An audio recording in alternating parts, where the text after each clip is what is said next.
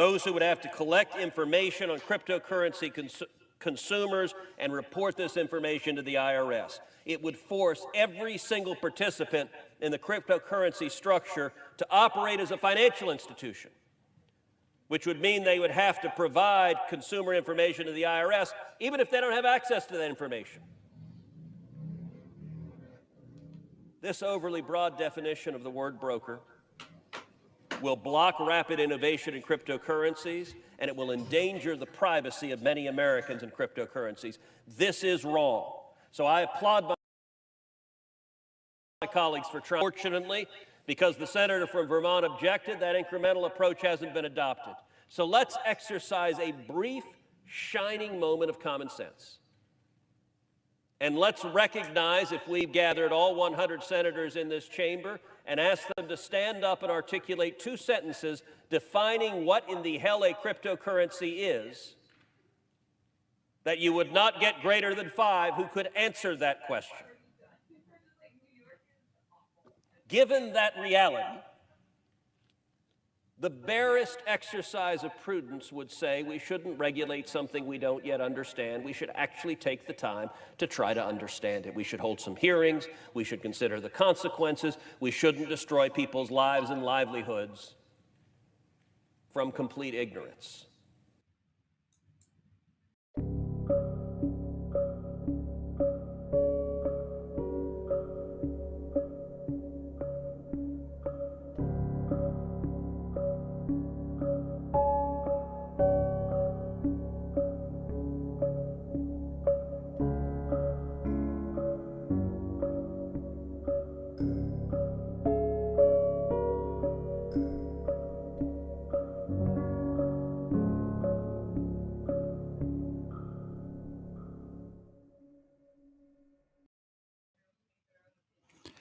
Happy Bitcoin Tuesday, freaks. It's your boy, Matt Odell, here for another Citadel Dispatch, the interactive live show about Bitcoin, distributed systems, privacy, and open source software. This is Citadel Dispatch 34. Our focus is going to be mobile phone privacy. I want to do a quick shout out, as I usually do, to the Ride or Die freaks joining us via the live chat. That it comes through on Twitter, Twitch, and YouTube. Appreciate you guys. You make this show unique and special. Also want to shout out all the freaks who support the show. The show is 100% audience funded with no ads or sponsors. It will always be the case. And you guys make that possible. The easiest way for you to do that is through Podcasting 2.0 by going to newpodcastapps.com, picking a Podcasting 2.0 app, loading it up with sats, searching for Citadel Dispatch, and you can stream sats directly to my node. It is appreciated, and it's pretty cool watching them stream in after the podcast feeds go up. You can also support the show at the website, citadeldispatch.com. I have a paynem there. It's easy to remember. It's Odell. You can also support it through Lightning at citadeldispatch.com using the tippin.me link. So thank you, guys. I do appreciate it. To those freaks coming in through the audio feeds, that was Senator Ted Cruz on the floor of Congress talking about cryptocurrency. I don't think that we should take extra, I doubt his I doubt his motives, but it is pretty interesting watching it everyone's noticing us now. We have the attention of regulators everywhere. We have the attention of senators and congressmen. A lot of what we've heard over the last week has been disappointing, but expected. But at the same time, to hear Ted Cruz basically call out everyone for not having any idea what Bitcoin or cryptocurrency is a bit of a breath of fresh air, and it is really crazy to see. So I'm glad we're going to have that archived in the Citadel Dispatch archives forever. With the archives being mentioned, once again, you can view all previous dispatches at citadeldispatch.com. There's Bitcoin TV links there, which is our PeerTube instance dedicated to Bitcoin content, hosted on our own servers. And there's also links to the audio. And I think you can also search through all the transcripts too, which is actually a really useful feature. I don't think people realize it's there. it is algorithmic instead of like a human transcribing it. So there are a lot of errors, but it is nice that you can just search keywords through there. So keep that in mind. Anyway, guys, I'm really excited for our guest today. We have Seth for Privacy here. He is the host of the Opt Out podcast, a very good podcast. We have actually a lot of overlap with guests. He's had Catan on there. He's had Diverter on there recently. He had Max Tannehill on there, all previous guests of Citadel Dispatch and good friends of mine. The podcast is excellent. I highly recommend it. Also, me and Seth, we kind of go way back on Twitter. I think, Seth, we met at Bitcoin 2019, if I recall correctly. You introduced yourself. So welcome to Dispatch. Thanks for having me on, man. It is a huge privilege to be able to come on and chat about mobile privacy specifically. I think there's such a good crossover here with kind of your normal audience, and Bitcoin in general drives home that idea of self-sovereignty and taking back control, and mobile privacy is a huge part of that. So glad to be able to dive into it with you here. Yeah, absolutely. Thank you for joining us. Mobile phone privacy is on the top of everyone's minds right now because of the recent iPhone announcement, Apple announcement. But before we jump in there, you've dedicated so much of your life to privacy and personal privacy. Do you want to tell the freaks why they should care about privacy, why they should care about their own privacy? Yeah, I think there's a lot of different reasons that we can come back to, and a lot of the one of the things that I enjoy about my podcast is I get to sit down with people and just hear a little bit more about like their personal privacy journey and what drove them to see the need for privacy and to start taking steps to take back their privacy. And the big thing for me that jumps out is just the simple idea, and it's a phrase people have probably heard, but just that privacy is the ability to selectively reveal oneself to the world. And just it's really a way for you to control the data about you, to control the things that other people are able to see or not see. It's not about necessarily hiding things. It's not about necessarily hiding criminal activity or anything like that, but it's really just about having that control over your data. And I think a lot of times here, at least for me, I'm in the West, I'm in the US, and people who grew up in areas that are a little bit better off, or maybe have at least a better facade of freedom, we can kind of get caught up in the idea that we don't have anything to hide, and that it doesn't really matter, that all of our data is out there, that these companies are just pulling in our data by troves. They're gathering information about where we go, who we visit, the apps that we use, how long we use those apps, where we click in the apps, that they're gathering data on all the people that we talk to, when we talk to them, what we talk to them about. That this has been going on for years and years. I mean, we've seen it with the government, with the NSA, and now I think we're starting to take steps towards corporate surveillance being the bigger problem than governmental surveillance, at least in the West here. And people that have at least the privileges that I've had growing up, I haven't felt the harsh pressure of an authoritarian regime, or the harsh pressure of persecution of like myself or my family or maybe a religious group or something like that. So I haven't seen the need that's like life or death, but a lot of people in the world have seen that, and they fight for that privacy, that right to be able to decide what they reveal and to who. And I think that it's a responsibility for those of us who do have that freedom and have access to those tools to go ahead and jump in, focus on taking back our own personal privacy. And then as we go along that route, no one is too small or unknown, or maybe not technical. No one is too far to be able to just write down the things that they do, share the steps that they take towards privacy, and help pull other people into that journey over time. Really great answer, Seth. I think it was really well said. A couple of things there. First, you said that corporate surveillance is becoming more of an issue. I've noticed that it seems so intertwined now at this point, right? It's like corporate surveillance is almost it's an extension of state surveillance, and Mm-hmm. all that data that these corporations are hoovering up, oftentimes for their own profit motive, ends up in state hands. And even if you trust your government now, you don't really know what the next government will be or what the next situation will be, right? And then the other thing you mentioned was you evoked the Cypherpunk Manifesto with privacy, with your comments on privacy, and there's something interesting here with part of that quote before the quote is that privacy is not secrecy; it's the ability to selectively reveal yourself to the world, and you, for better or worse, seem to have ended up in the same situation as me, where you're a public persona, a public person talking about privacy. How do you, and I often get a lot of shit like, oh, you can't talk about privacy if you're publicly talking about it. Like, obviously you don't care about your privacy. If we know what you look like and we know who you are. You obviously don't take it that seriously. How do you circle that square? How do you, if when someone says to you like, "Oh, you don't care about privacy because you're a public person talking about it," how do you answer them? Yeah. I'll dive into the first point you mentioned real quickly first. I accidentally didn't unmute. Wrong keyboard shortcut there.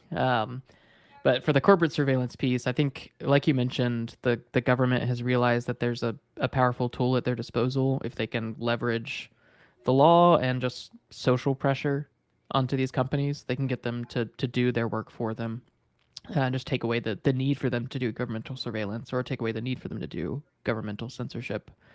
But I think another reason why corporate surveillance is becoming so much of a problem is because it pervades cross country lines.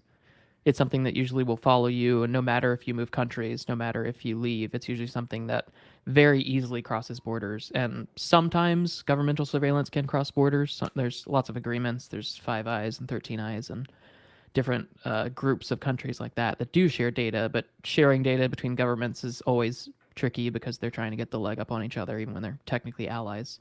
But I think corporate surveillance has a lot more danger in that sense. And the services that we're using on the daily are normally things that were being sold as free, and the thing that they're selling us as a service and taking our data. And so I think it can be a little bit sneakier than hearing that like the government's surveilling you, and that can seem a little bit maybe conspiracy theorist or something to think that the government's watching what you do. But we know that corporations are doing it. We've seen them do it time and time again, and it's only been growing as we've seen monopolies around, specifically like social media is one of the key areas. Social media and messaging apps. We've seen the monopolies around that shut down the smaller options, and then once they have control, they're able to really leverage that surveillance and censorship to sell your data and make themselves money, or to censor and to push their own personal beliefs on the people that are using the platform.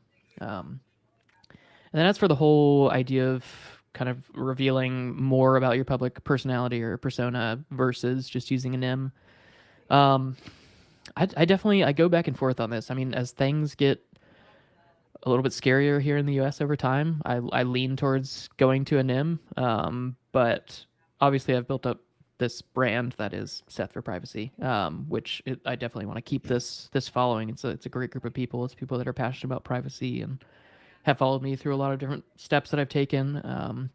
But I think the key thing for me is I think there is a lot of value in there being non-pseudonym people that are willing to step up, willing to put a little bit more at risk, willing to put a little bit more on the line to become that those people that can kind of draw in the less trustful people. I think a lot of people can be a little bit worried about pseudonyms or can feel like if someone has a NIM, they're not trustworthy. And I don't think there's a reason for that. I think NIMs are great, that many people should probably use that instead of using the real name in almost every circle. But I think it's useful for some people to just own at least part of their name, or I mean, it could even be a fake name. Like obviously you don't know that my name is Seth, but to own a little bit of that public persona, to own a face and an image, and it helps to draw people in, especially kind of normies who maybe wouldn't be as comfortable with just jumping in and following all the things that a random NIM on the internet says. So I think there's definitely value, but it's extra risk, and it can complicate things as far as keeping other aspects of life private if you do have any kind of linkage to your name, picture, that kind of thing. Yeah, I mean, 100% co-sign that message. grapple with it daily.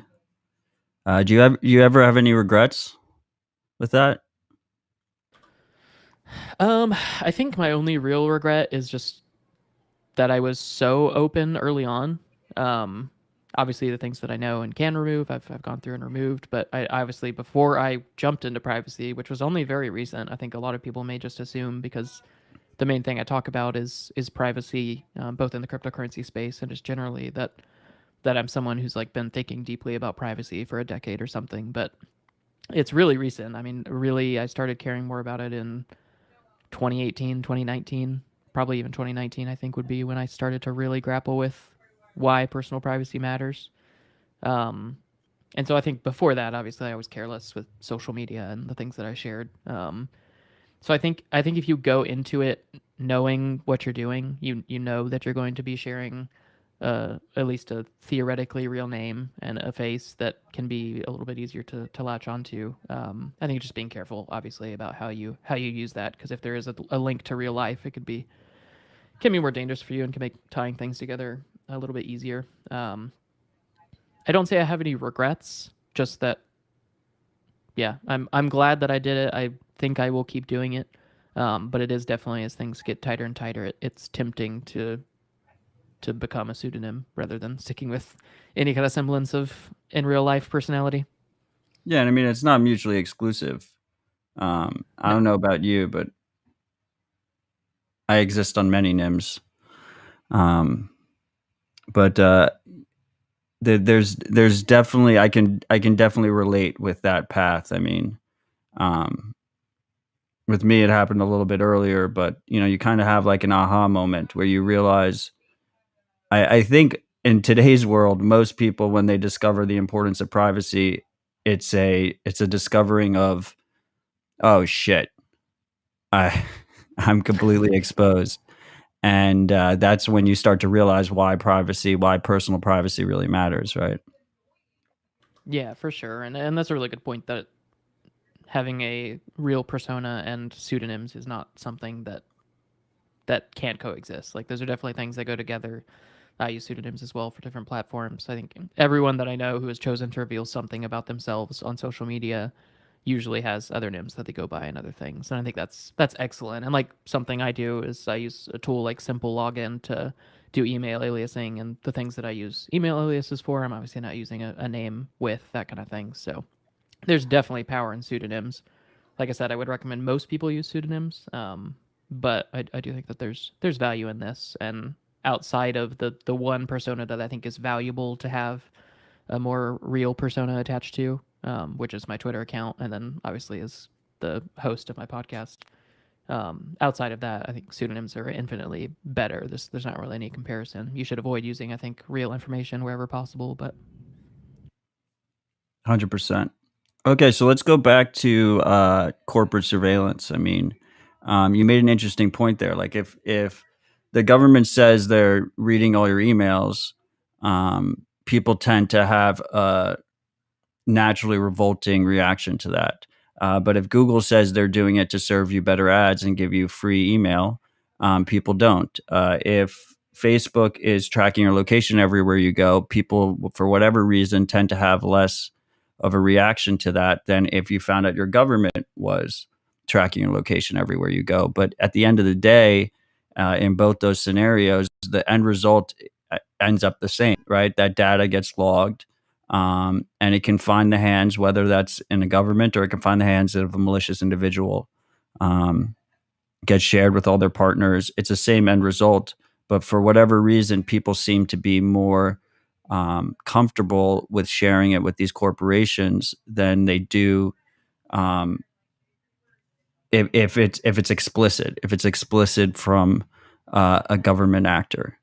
Um, so recently, we had this news that Apple will be scanning photos that are stored on a person's local device, on their phone, and on the cloud, the iCloud or whatever they want to call it. The iCloud has never been um, encrypted end to end, so they've always had that functionality capable. Um, Right. We have Bitcoin in the audience. His name is Bitcoin, clarifying that they're scanning hashes of photos to match them with whatever their blacklist of hashes is, which isn't transparent. But the end result is the same. They are scanning your device. And there's been a lot of pushback on that, but they're going ahead with it anyway. So recently, before that, I mean, Apple made a very big push to privacy.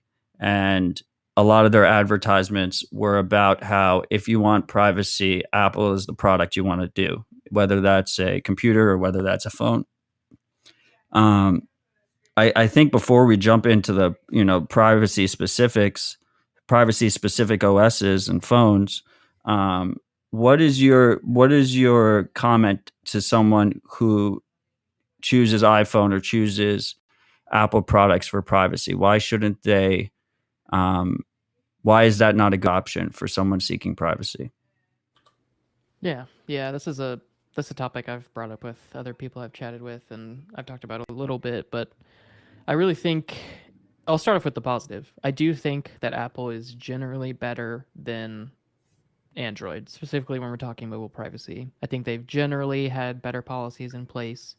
They've generally been firmer about the requirements that they put out for apps in the App Store. They've had the recent really good push about the whole right to track idea, where an app has to request if they can track you or not, and you get a very clear, do I want to allow them to track me or not, prompt. And we've seen lots and lots of people answer no to that, obviously, because when you're presented with the clear question, you jump to no. You don't want to share that data.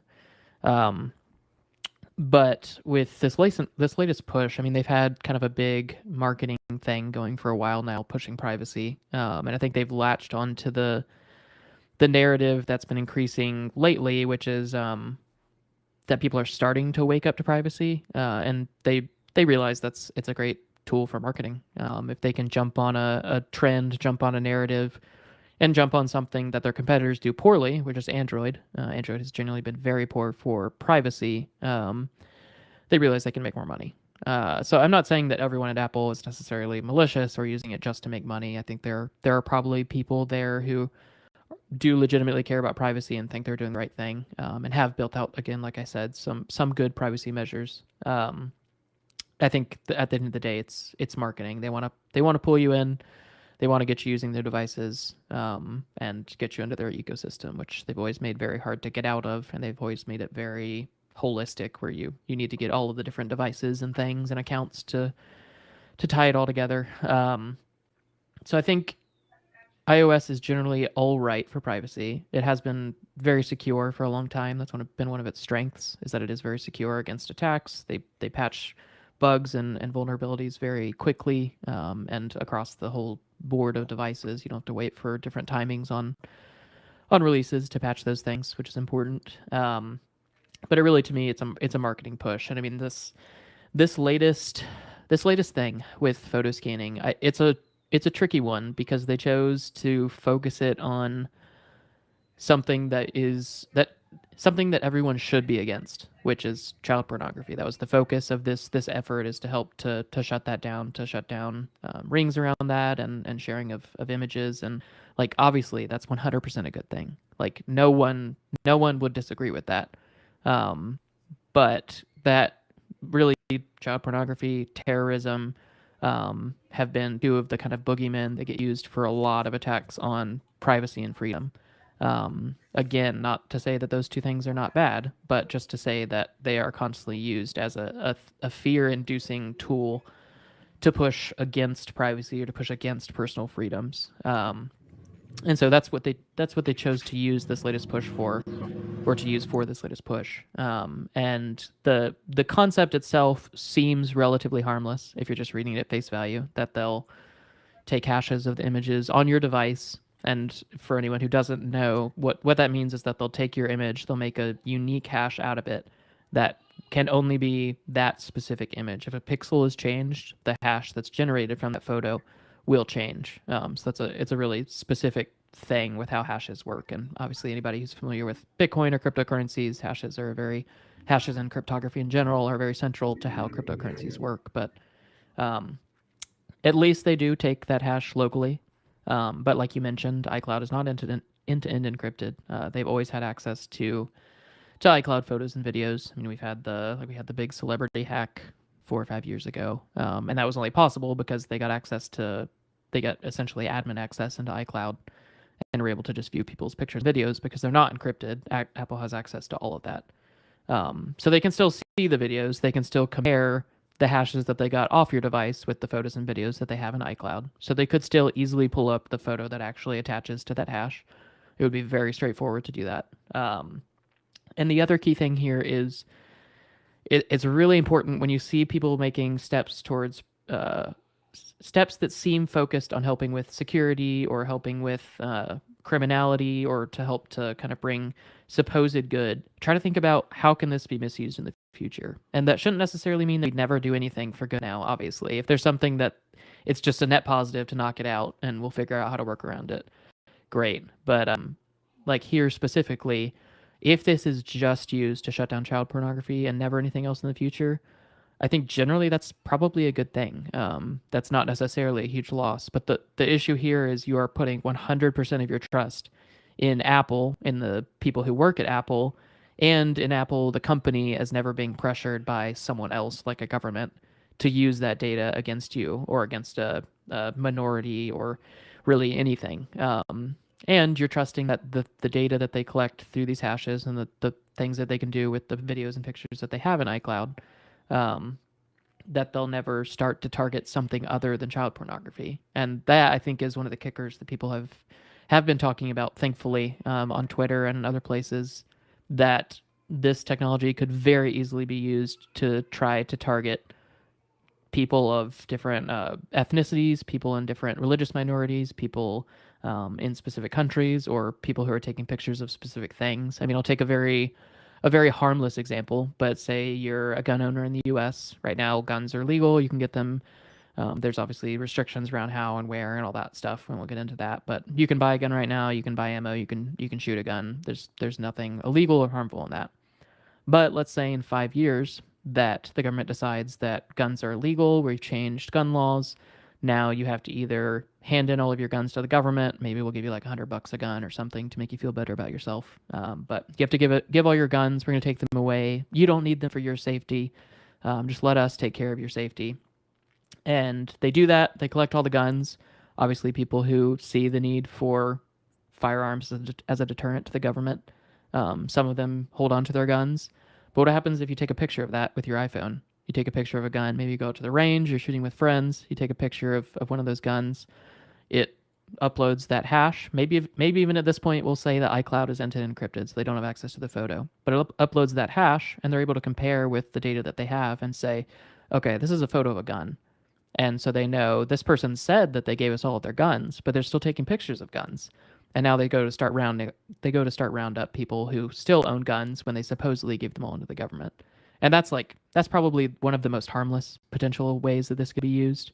Another more harsh one could be something like what's happened with multiple different religious minorities in China, where they've used technology, surveillance, they've used a lot of kind of data analysis to figure out how to tell when a person is in a specific religious minority, even if they don't know it via an actual like specific fact.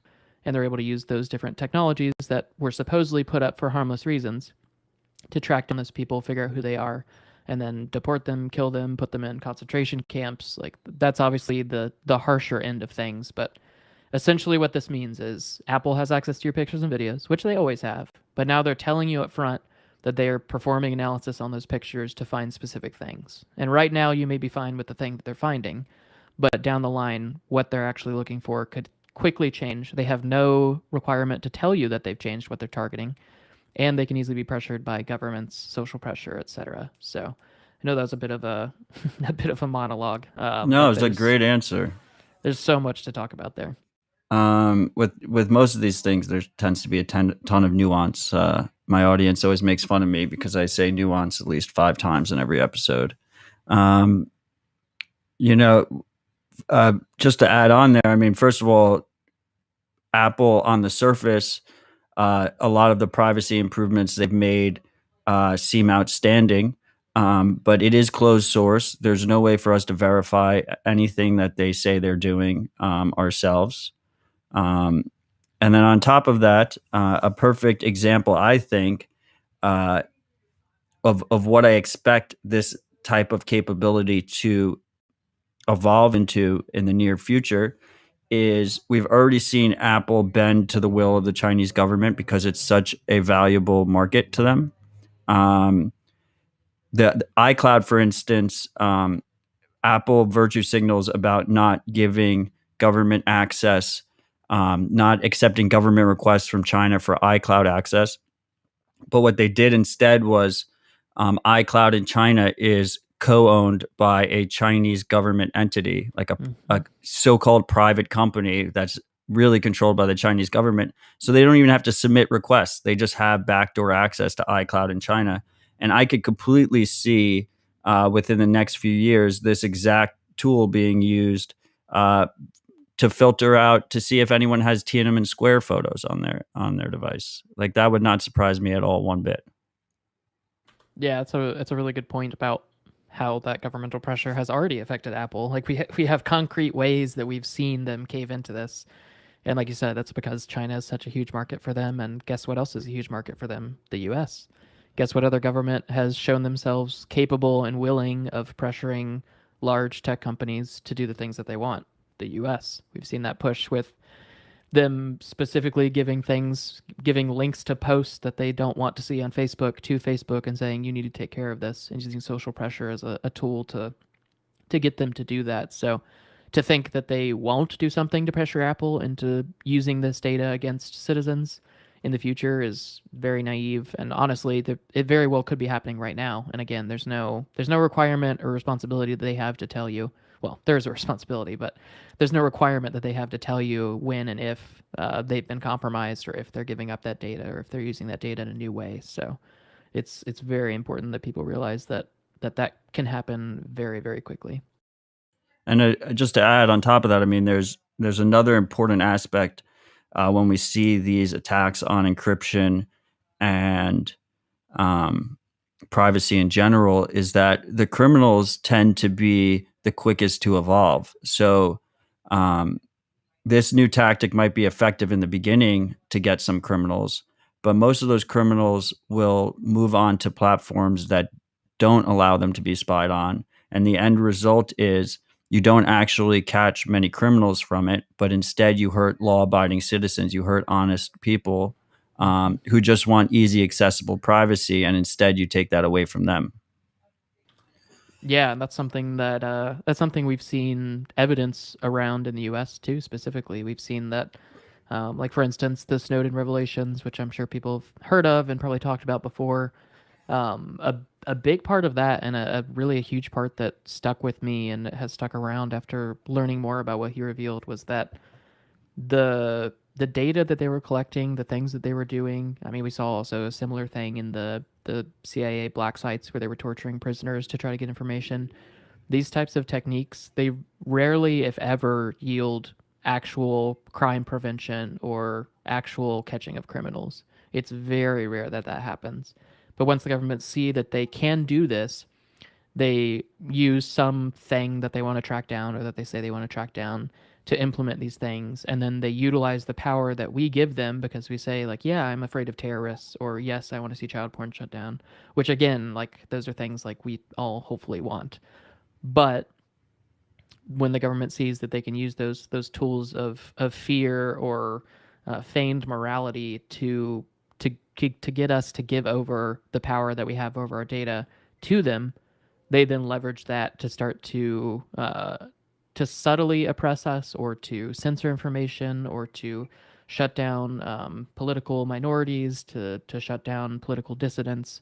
They start to use these things to keep consolidating power, because that's what we've seen throughout all of history, is governments love to consolidate power, consolidate power, consolidate power. So often these things are really about shutting down any kind of dissidents or any kind of resistance that they may have, so that they can keep consolidating power and increasing the control that they have over people. 100%. So,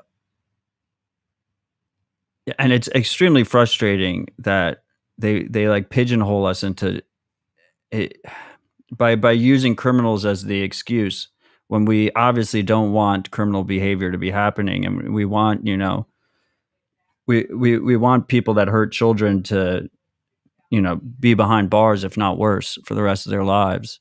And they like intentionally pigeonhole you to basically erode the ground you stand on when you're trying to defend personal privacy and personal freedom. You made an interesting point earlier, which I tend to agree with.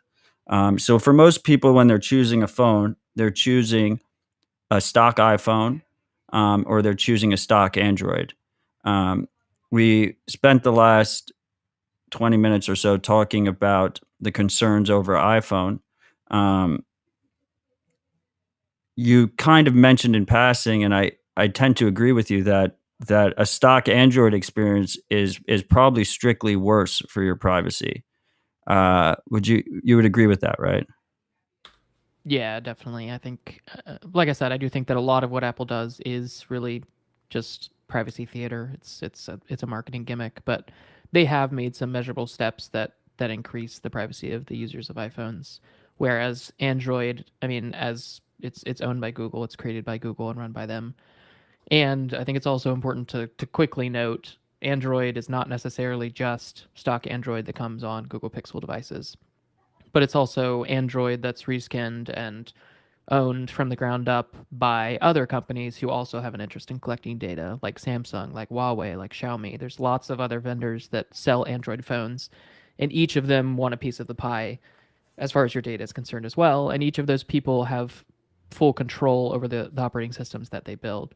So Android is a little harder to talk about because there are lots of different varieties, but at the core, Android is very much centered on data collection, both for good or for evil. A lot of that is what makes it so easy to use and so helpful. I mean, like Google Maps has been a really hard thing to not use because it's just so freaking effective. It's so good at what it does.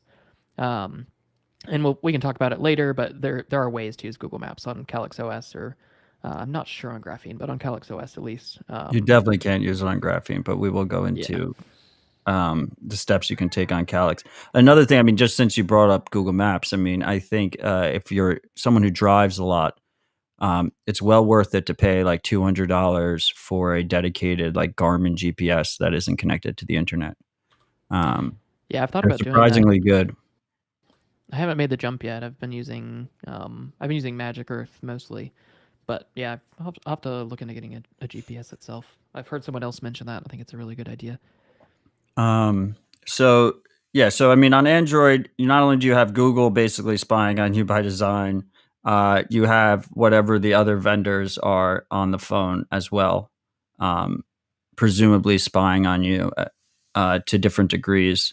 And like you said, oftentimes it's like a convenience thing. Oh, here's an assistant that knows what you're thinking about, or knows what your next step is, and knows when your restaurant appointments are.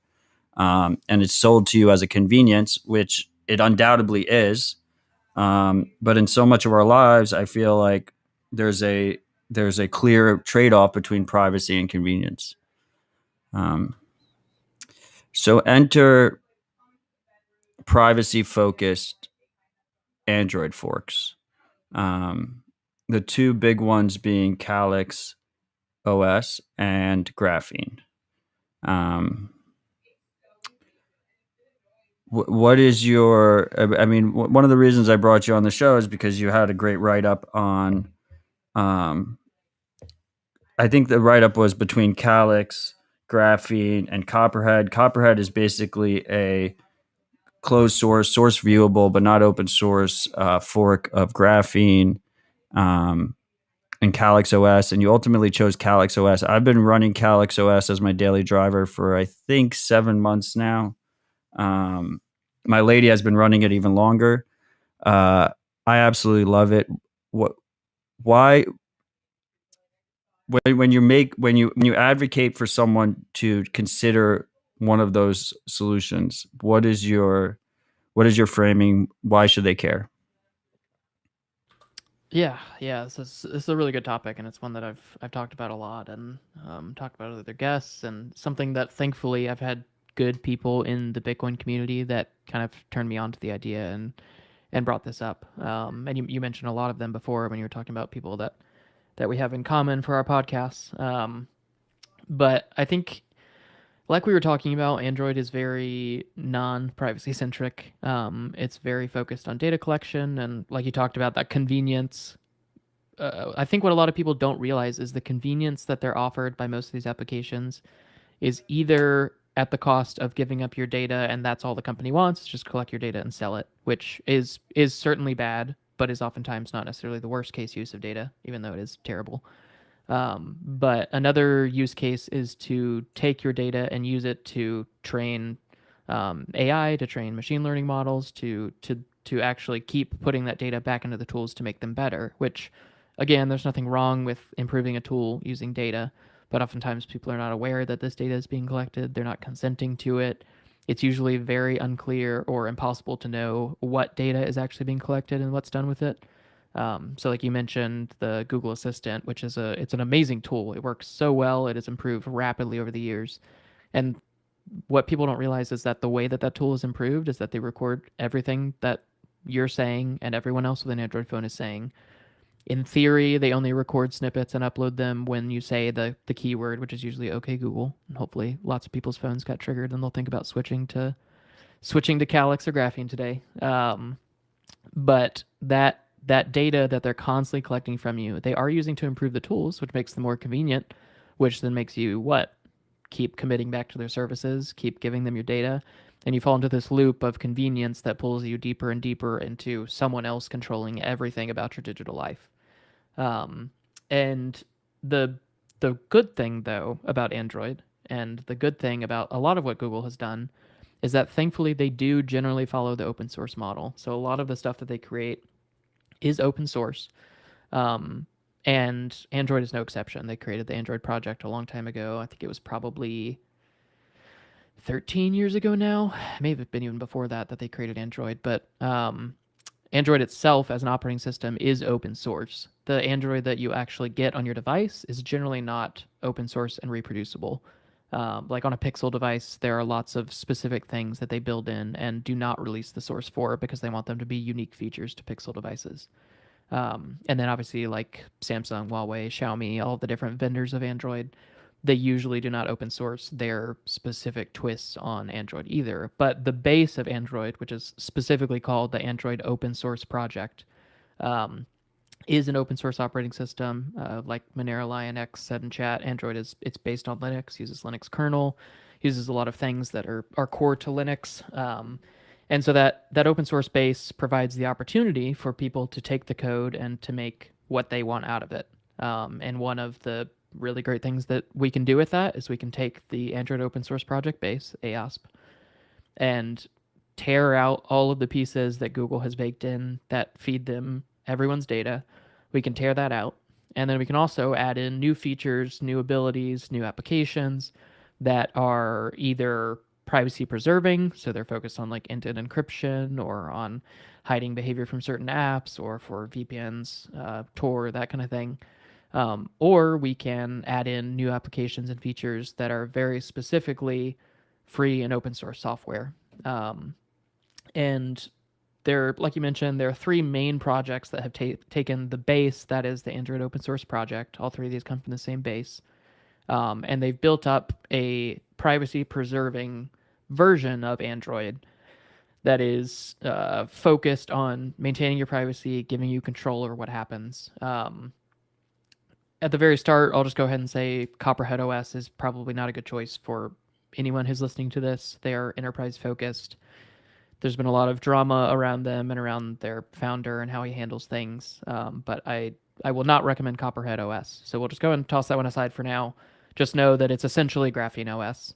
There's not much difference there. So if I'm talking about Graphene OS and for some reason you're interested in Copperhead OS, there's complete similarities there in almost every way. So the other two main containers that are left are Calyx OS, which, like you mentioned, you're running. It's my favorite mobile operating system. It's what I use daily. And I think we must have started using it right about the same time. I started in January as well, so going on 7 months now of Calyx OS as a daily driver. And then Graphene OS is the other main option, which kind of to sum up the differences between the two. And like you mentioned, I have a good bit of this on my blog. But the main differences that I see between the two are that Calyx OS, I think they've taken a very good approach, which is trying to bake in as much convenience as possible while preserving privacy. And they're not doing that at the expense of large gaping privacy holes. Like the defaults are very solid. They put in a lot of good apps that they include by default. But they've realized, I think, and something that more and more privacy projects need to realize, they've realized that the way to get people into using privacy preserving tools is if they are at least as good, if not better, in certain ways as far as usability goes than non-privacy preserving tools. So if you make something just impossible to use but perfectly private, guess what? No one uses it and no one's privacy is improved. I feel like PGP is like the perfect example. Yeah, it really is. It's a great tool that works well and still works well however many years later at the thing that it does, which is providing privacy, but it's god awful to use in almost every scenario. And I think there is a little bit of a shift to coming back to PGP. So there are some good developments there that hopefully will be helpful. But yeah, that's the perfect example of a tool that's existed forever, that's been effective at what it says it does forever, but it's just basically impossible to use on a daily basis, or at least only for the very technically advanced and for the people who are willing to give up a lot of convenience. So yeah, go ahead. I mean, I'm aware that you use Copperhead, but you never actually use Graphene, right? No, I didn't. And So yeah. I spent 7 months of Calyx. The 3 months before that, I tried to use Graphene as my daily driver, and this is very common with me. I was a prolific shill of Graphene, and I created a guide that a lot of people have used. I think there's like over 10,000 hits on YouTube on how to install Graphene on your Pixel device. And I saw that as a way of opting out of the surveillance panopticon. Everything has trade-offs. And with Graphene, the trade-off balance was extremely severe on the privacy security side. I could tell that a lot of effort and motivation went into hardening that OS as much as possible. But from my experience, what was happening was, and it almost happened to me if I didn't find Calyx, is that people were switching to Graphene. They were having an absolute horrible time of it. Their photos were horrible. Their battery life wasn't great. The performance wasn't good. They couldn't use any apps that they wanted to use. And then they were switching back to either stock Android or stock iPhone. But with Calyx, while they make a lot of interesting, like a lot of good steps towards being more privacy focused, and strictly the number one thing both of these OSs do is they just completely rip out Google. There's no Google in the device. It's an enjoyable experience. Like I feel like I have a better phone than my peers that have iPhone or have the latest Samsung. My battery life's better. The photos are great. And then I also have these additional privacy and security benefits. To me, when you look at the trade-off balance, it's if what you care about most is privacy and security, then yes, choose Graphene. Maybe if you're using it as like a dedicated Bitcoin device and you're not using it as your daily driver, choose Graphene. The install method for both is relatively similar. It's actually way easier than you would expect. But when it comes down to like a daily driver that you want to have some convenient elements to it, you want to have good battery life. You want to be able to take the occasional photo and not have it just be potato quality. Calyx is just so much more accessible, so much more usable. Yeah, no, I definitely agree, and I mean that's why I switched to Calyx from Copperhead, which is, like I said, was very Graphene OS like, not exactly the same, but very similar. And the core reason why I switched was that I wanted to use the phone as my daily driver. Like I wanted it to be everything. I didn't want to just be using that phone when I felt like I needed privacy and then have another phone for the things that I couldn't get to work on my main phone. I wanted to be able to really dive into this idea of protecting my personal privacy on mobile, which a lot of people I think don't realize that so much of our lives now happen on our mobile devices. Most people don't really use a laptop or computer that much for browsing, for interacting with people, for chatting. So preserving your privacy on your mobile device is, I think, often the most important step to take and the most kind of broad net that you can cast to help to preserve your privacy in key ways. But yeah, like you said, Calyx OS just does a really good job of making things really usable. And I think, like you specifically called out, that both strip out Google completely. So that's a lot of people, when they refer to these operating systems, they'll call them de-Googled Android. So for anyone who's heard that term and didn't know what that meant, that's kind of a blanket term for both Calyx OS and Graphene OS. And I would say that they have very similar privacy guarantees between Calyx and Graphene. The main caveat is that Calyx OS has this kind of middleman layer that you can use for utilizing apps that rely on Google Play services, which really briefly, Google Play services are kind of a core feature that almost every Android app utilizes for very important things like sending notifications, like querying for information, like getting new messages and doing background processes. Google has done a good job of pulling people into their ecosystem and then pulling them into their very specific applications. When people are building apps for Android, often they're building them in a way that makes the application entirely reliant on Google's servers to function properly. And so this is why you hear a lot, if you hear people who have used Graphene OS, you hear a lot that Graphene OS, you can't run like any apps, that almost every app is broken or doesn't work. And the key reason behind that is not that Graphene OS messed something up or did something wrong or something like that, but that most apps are designed to be used on a device that has Google Play services. And so a lot of those core features of every application are reliant on those Google Play services. With Graphene OS, there is no way to use Google Play services in any fashion. So if the app relies on Google Play services, you're stuck. There's nothing you can do. If you're on Calyx OS, however, you can use something called MicroG, which is it's a privacy preserving anonymous wrapper for Google Play services. It essentially integrates a lot of the most important features that are part of the Google Play services package into a free and open source middleman layer that you can use without having a Google account. So a Google account is not tied back to Google Play services. Someone in the chat did say, and I saw someone mention it today, but I hadn't had time to do research, that Graphene launched something called Sandboxed Google Play services. I have not seen that, and I haven't dug into that. So unfortunately, I can't speak to that today. If you can, Matt, feel free to share about that. I hadn't heard anything about that until literally right before going live. But the MicroG functionality in Calyx OS is what enables you to use almost every Android app without issues, and still without having Google telemetry, without having Google tracking, without having a Google account tied to all of the data that's going through that. And it's a privacy preserving way to use Google Play services. I still think if you're very privacy conscious and you're willing to go through the hassle, installing without MicroG is the ideal way for privacy. But it's not necessary for most people. A lot of people will benefit from just using Calyx OS with MicroG to make the transition a lot more smooth. Are you running without MicroG?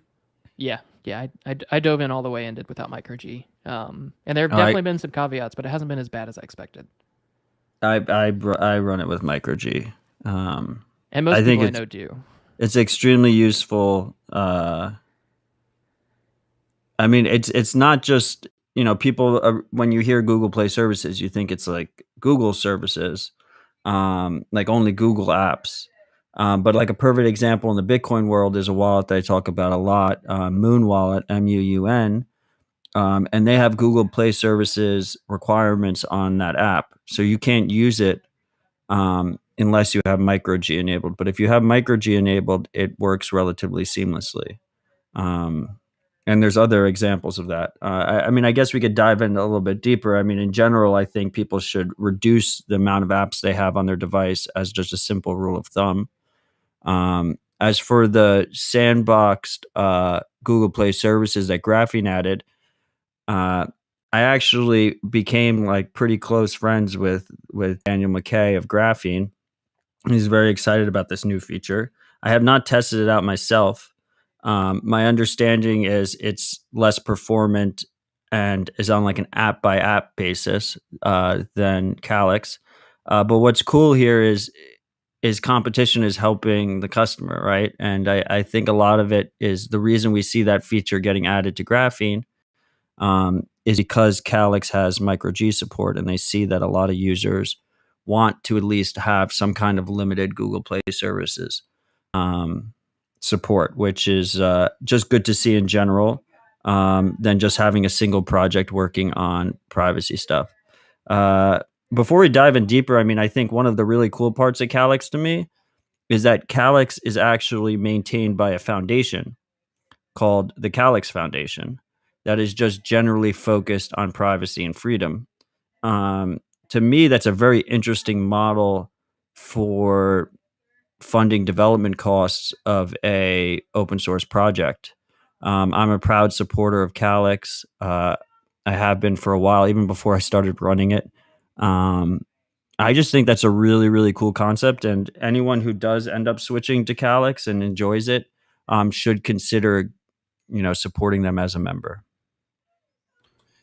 Yeah, it's a really unique part of it, and I would definitely recommend anyone who is curious to go. I think their website is, I don't know if it's calyx.org or Calyx Institute. I'll have to look it up.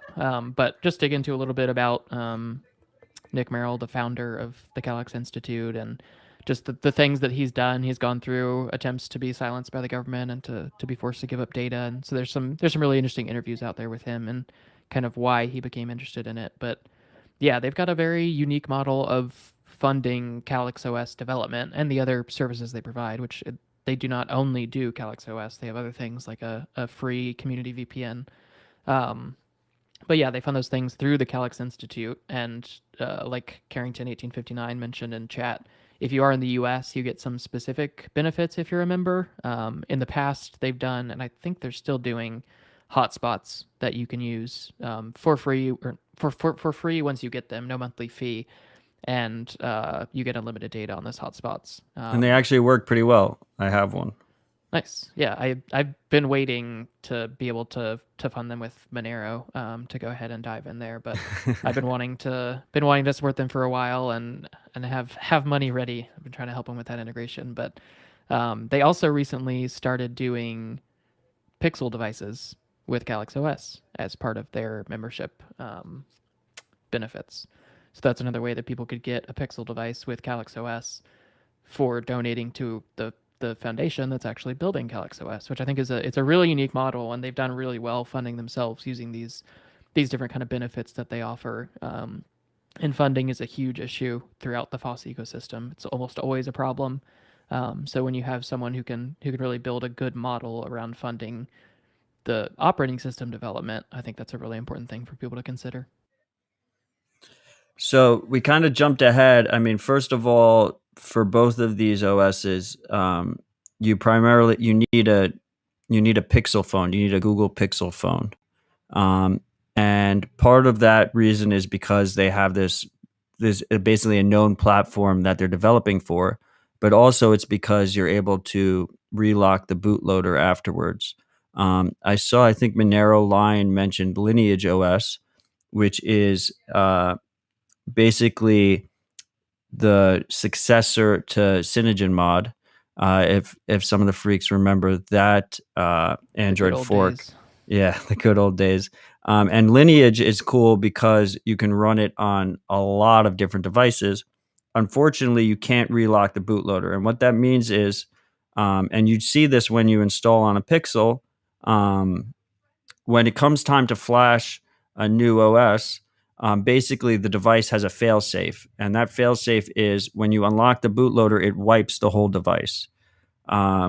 If you don't have your bootloader locked and someone gets physical access to your device, they can run code on your device without that fail-safe activating and wiping. Before you even enter an encryption password or anything like that, they can run whatever code they want to run on the device, potentially compromising what you have on the phone. So that is the main concern in terms of using something like Lineage, and one of the reasons why I like this combination of Pixel versus using a Pixel with Graphene or Calyx. Now, when we're talking about the Pixels, you have basically the big model for a while that people were talking about was 3A. To me, I think that's like kind of obsolete hardware now. It's nearing end of life. I really like the 4A. It's very cheap. I currently am running a Pixel 5 just because I wanted to ball out, and the experience is fantastic. So basically, when it comes down to it, I say, use a 4A or a 5, depending on what your price range is. You can get the 4As for pretty cheap. I expect both of them to have discounts very soon because they just announced the Pixel 6. We have Crypto Grampy mentioning, do not buy a Verizon one because the Verizon ones, you can't unlock the bootloader. But if you just get an unlocked Pixel, ideally buying it with cash, that's one of the cool aspects of using general purpose hardware, is that you can just go into a store, a local store. Right now, you can take advantage of wearing a mask while you do it, buy a Pixel with cash, and then you can unlock the bootloader, install Calyx. Very straightforward. I believe TechLore has a guide up. I imagine he does. The dude's a machine. But I found it very easy to install. My lady installed it without, having an issue whatsoever. So it's very accessible for people to install. Now, Seth, a common thing I hear, and I'm already seeing it in the comments, is how do we feel about the fact that we're using a Google device and trying to remove Google from the device? Should we be concerned about hardware backdoors or, lingering things that Google has running there? Yeah, it's definitely, this is a common one that comes up a lot, and I think confuses a lot of people when they hear that de-Googled Android only runs on Google devices. It's definitely it's an odd concept to get your head around. But you already did a really good job explaining one of the core reasons why Pixel devices make such a good platform for this, and that's kind of twofold. That it's a platform that Google themselves develop against, so you know that you're going to have the longest term possible hardware support, which especially in Android, some of the drivers for the actual hardware of the phone are not open source. Actually, most of the drivers are not open source. So once Google or whoever makes the phone stops developing updates for it, you can't update the hardware drivers, which oftentimes restricts what versions of Android you can use in the future. So when you use a Pixel, you know that you're going to have the longest lifetime of the hardware support out of any Android phone, at least as far as I know. And you know that Google's putting the development of Android against those Pixel devices first, so you're going to get a better support experience, because again, these operating systems, both Calyx and Graphene, are both pulling from the Android open source project, which is where Google is putting all of the changes and updates and improvements that they make to Android, and they're making those improvements for the Pixel devices. So it's the quickest way to have releases after Google puts out releases, because they're able to pull for devices that are specifically built by Google, that there are factory images from Google.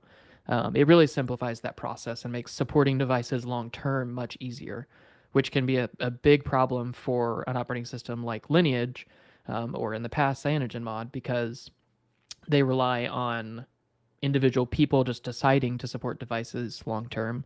And like I said, when the hardware drivers get too out of date, you can't install more recent versions of Android. So like I have an old Nexus 5X that I spun up, and I installed Lineage on that because I just wanted something that I would run at home without Google Play services or anything like that, as a little easily mobile server. But the most recent version of Android you can run on that device, because of the hardware drivers, is Android 8.1.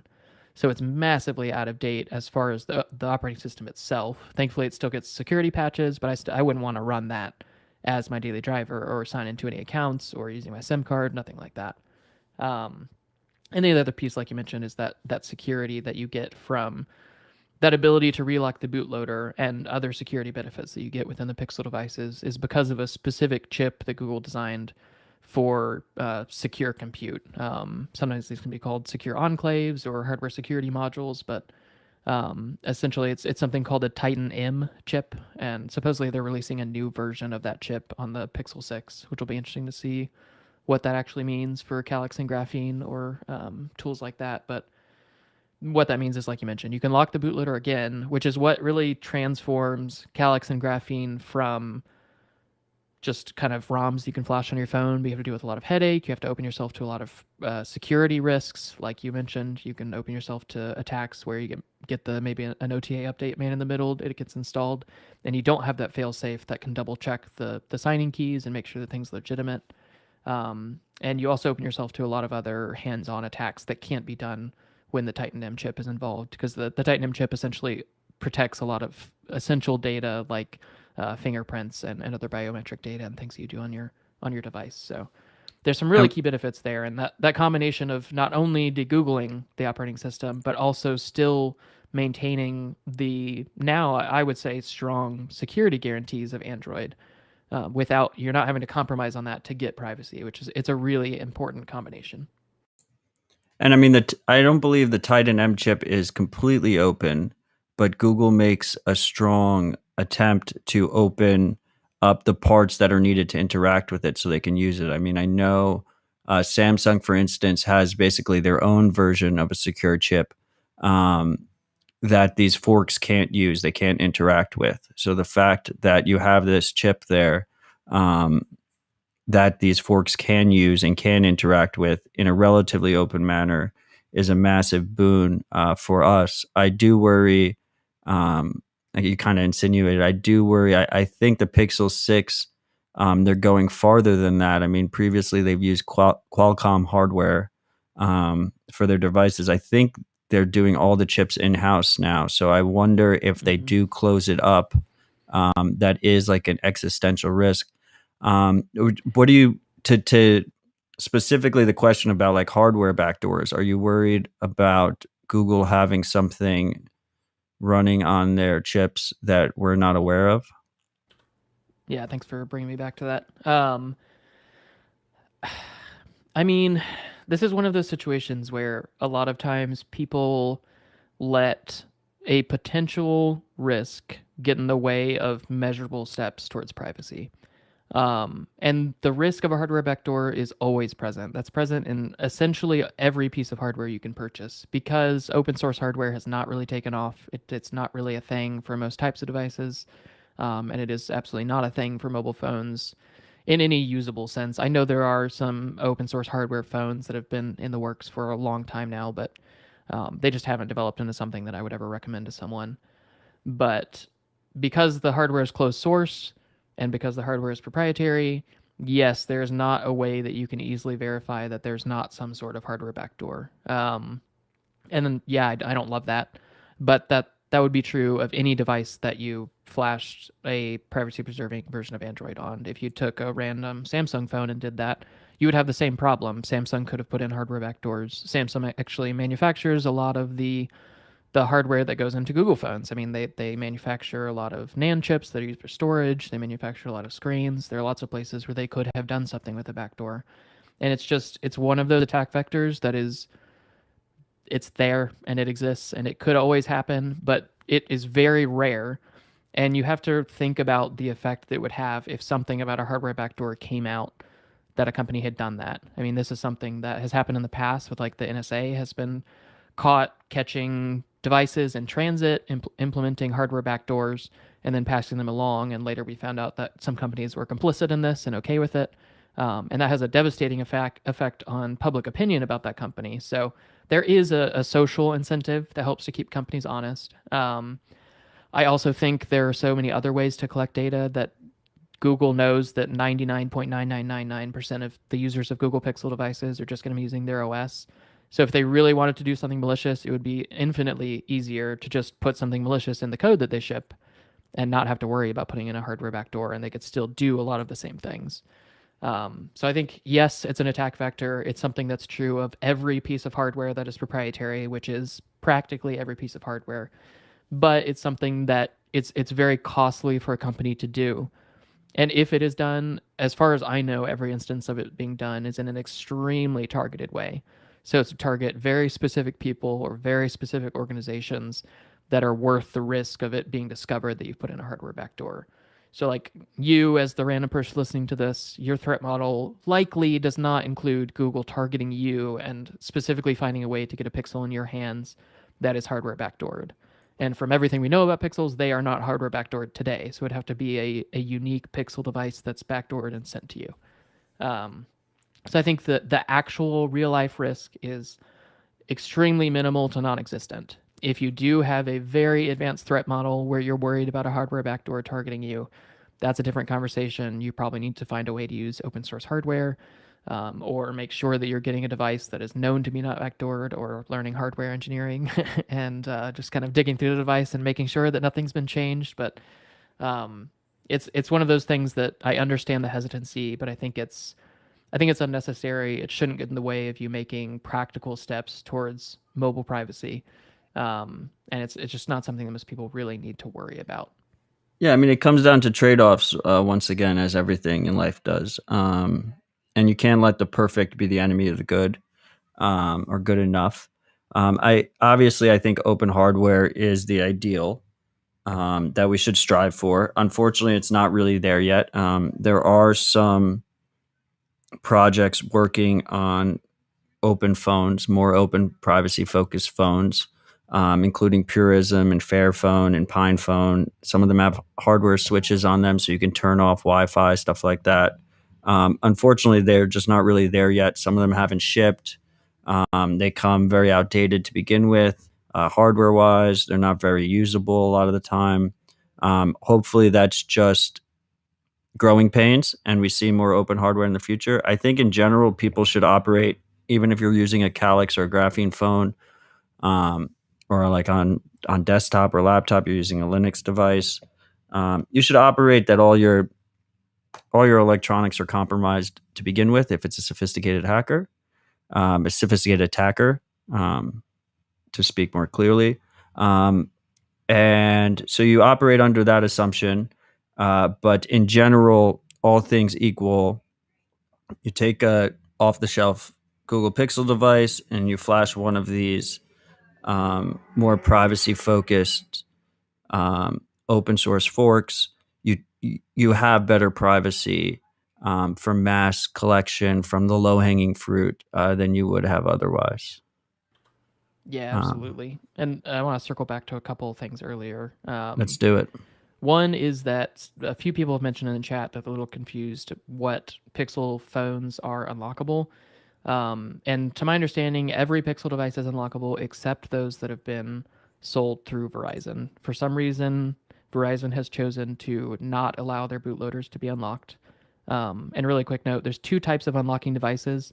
One that a lot of people think of is carrier unlocked, which just means that you can go take your phone from like Verizon to AT&T and use it there.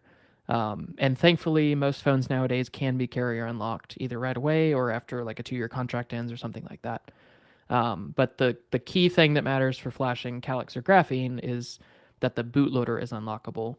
And Google is good about that, but Verizon specifically, as a partner with Google, have chosen to not allow the bootloader to be unlocked. So if you get a Pixel device, make sure in every way possible that it is not a Verizon Pixel, because you will not be able to bootloader unlock that. But every other carrier, AT&T, everyone else, you can get it through. I mean, you can get them straight from Google as well.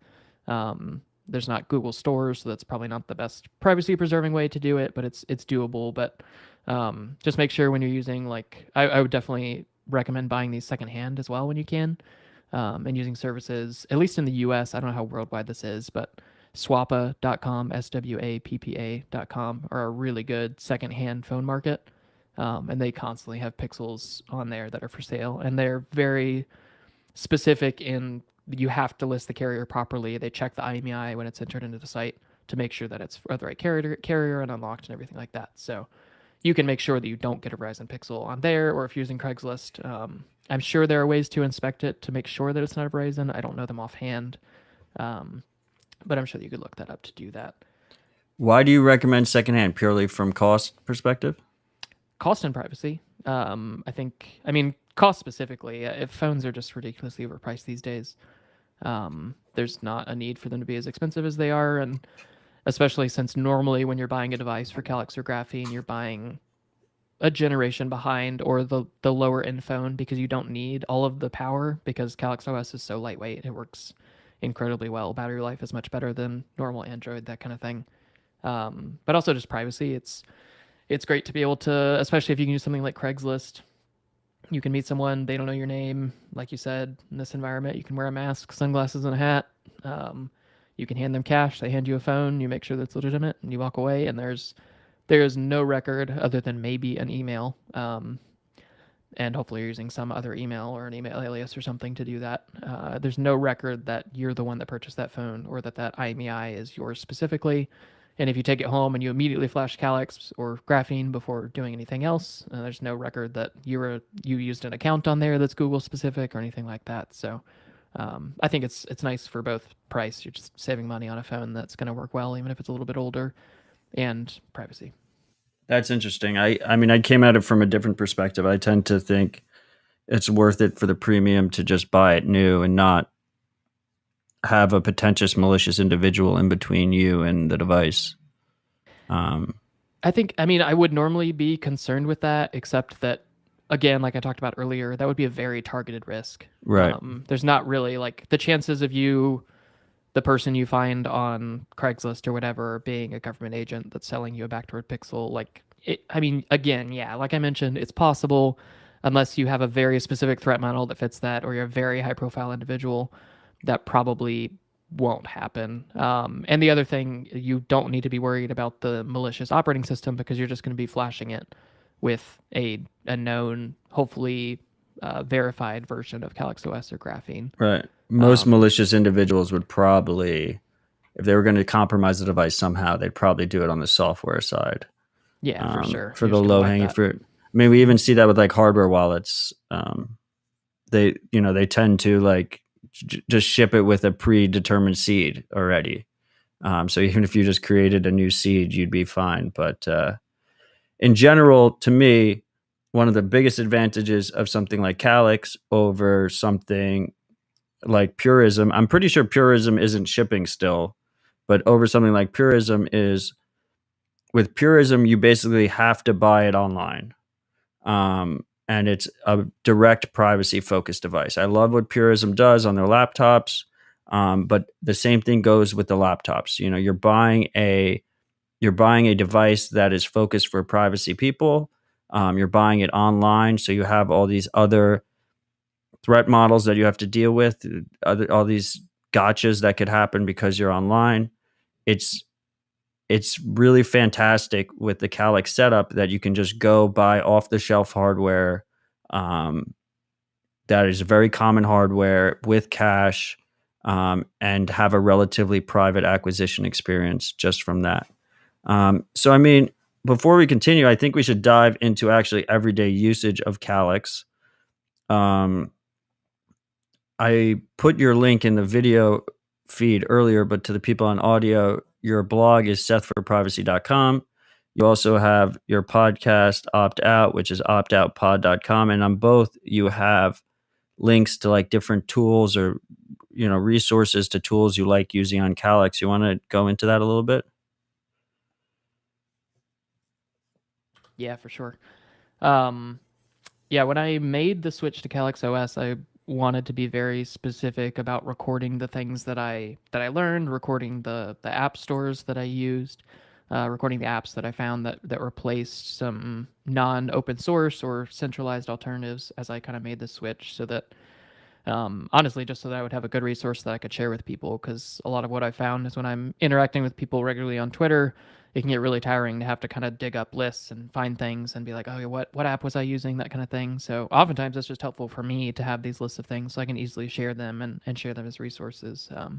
But also just to help people who are trying to figure out, like, can I switch to Calyx OS? Are there apps that'll meet the needs that I have that don't rely on Google or don't rely on Google-based services, or maybe that are just not as much of a kind of a data collection tool as some of the kind of default services that people use. And so I wrote out this blog post. It talks through my reasons for going with Calyx OS specifically, which we've talked a lot about today.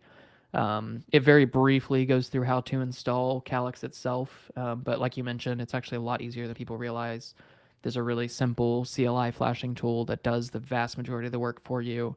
It walks you through when to unlock the bootloader, when to lock it, what it's doing with each step. It works really well.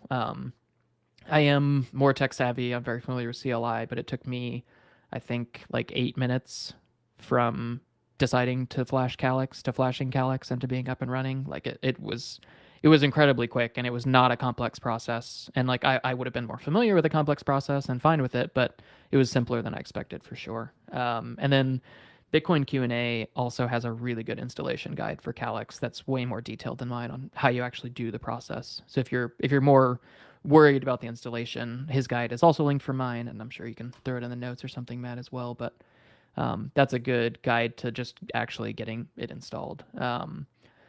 But one of the biggest things that people have Before you head, continue really quickly, Yeah, good. he's really good with his naming scheme. So I'm 99% sure it's bitcoiner.guide/calyxos. Okay, continue. Just off the top of your head, I like it. So the biggest thing people have to wrap their heads around with switching to Calyx or Graphene is that you don't have the Google Play Store anymore. And that may seem like a small thing, but that means that all of the apps that you want to install on your phone, you have to find some other way. And that is 100% a good thing. I know it is, again, giving up convenience for privacy and security, but it is worth it. So you won't have the Google Play Store. So the way that you can install apps is there's essentially two different ways. One is using a different app store. The main one of which is something called F-Droid, which is a repository of only free and open source apps that F-Droid themselves build from source and verify. So it's an app store that is really, really good for that because everything you're going to find in there is FOSS, it's great.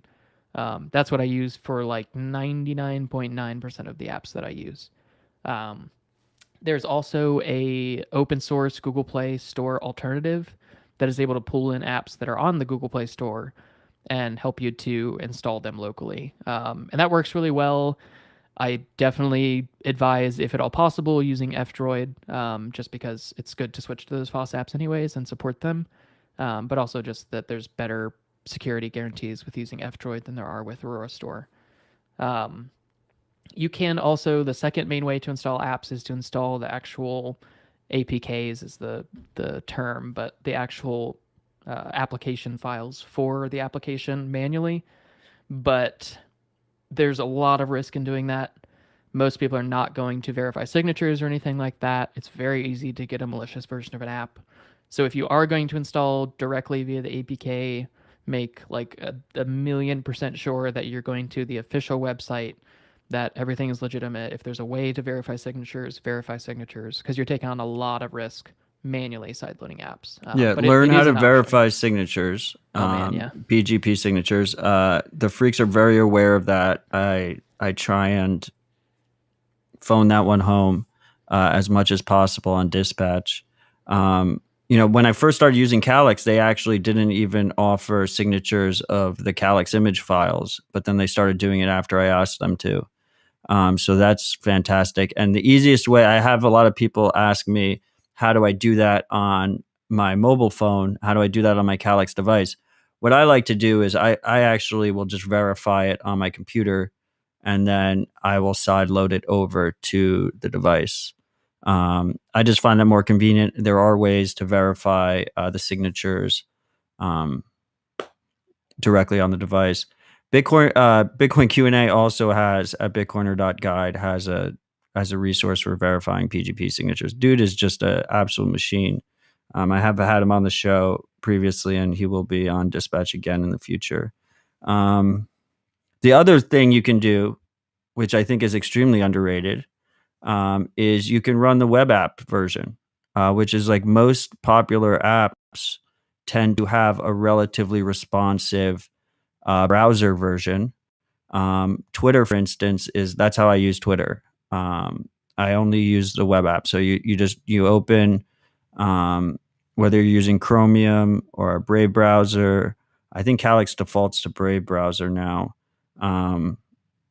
You can just go to twitter.com and you can sign in, and you have pretty much 99% of the features that you would have on a Twitter app without having a dedicated app.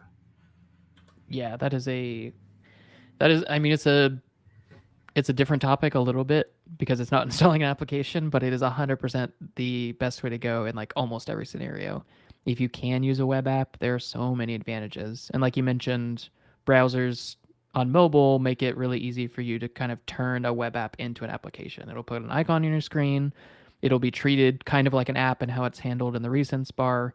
There's a lot of advantages to doing that. And the biggest one is you're not giving that website or that tool any access into your system past what the browser allows, which is generally next to nothing. You're essentially running a sandboxed version, not technically. So if you're technical out there, I know, but you're essentially running a sandboxed version of the application that doesn't have control over the system data, over storage, doesn't have access to webcam or microphone unless you explicitly allow it.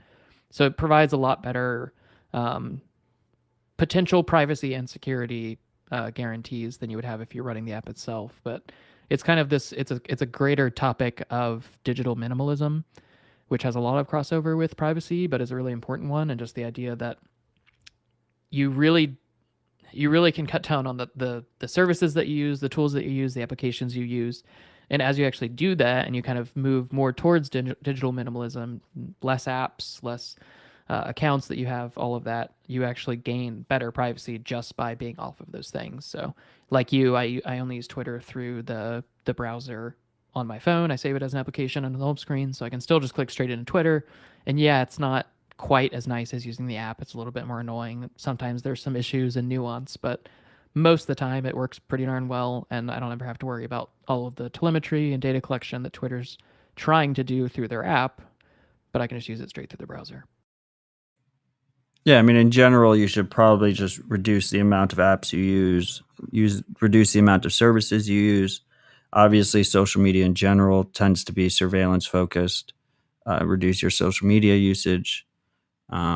Twitter is my weak spot, but I don't use any other social media besides Twitter. What else do I have on the list? So Calyx. Oh, so the big gaping hole that most users will see when they switch to something like Calyx is going to be the banking apps. Whether that's directly for your bank or if it is one of these like new age banking apps like a Cash App or a Venmo or something like that. You tend to first of all, none of them provide APKs, so you can't get the direct download. They're not free open source software, so you're not going to get it on F-Droid. And Aurora Store tends to not have them. So that will be, I think for most people, will be the biggest loss in terms of what they're used to. Obviously, whether you're in Bitcoin or Monero, that is something that we're trying to obsolete anyway. So hopefully it's just a short-term pain. You can still, maybe if you really need to have that type of mobile banking experience, you have a separate, basically like KYC phone that you use for those types of things. That is separate from your daily driver, and then it becomes a little bit less of a sacrifice. Another big one is if you're not running micro G, you lose access to like the Ubers and the Lyfts of the world, which is a very big one that I've heard from people. And this is where some of the nuance comes in about why I do like micro G, is because when I'm traveling and I'm in a town, like when I was in Miami recently, Uber is an extremely useful tool to have because I don't have a car and drunk driving is bad anyway. And I do have a little bit of an alcohol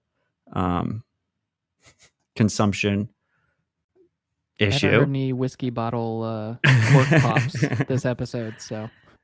Yes, I try not to do it on episodes anymore because it turns into a much better conversation if I consume beer instead. The the nice thing is you can use Uber with micro G, and best practice is probably to uninstall it when you're not using it. But what's really cool about Calyx is it has this built-in firewall that comes with the phone.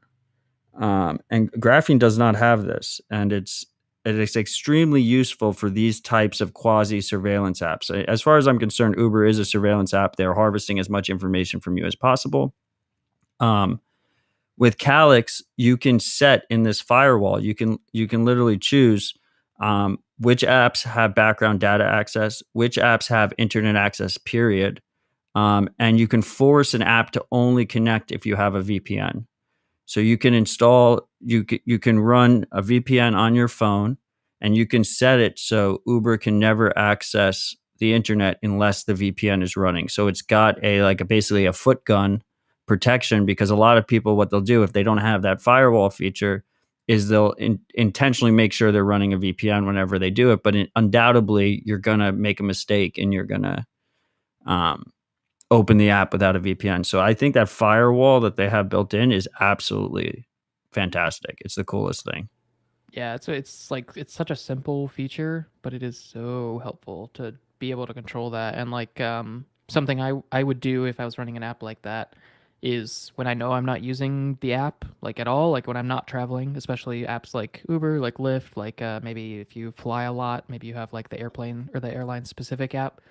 When you know you're not going to need it until you travel next time, just go into the firewall, switch off network access, and that app has no ability to transmit anything.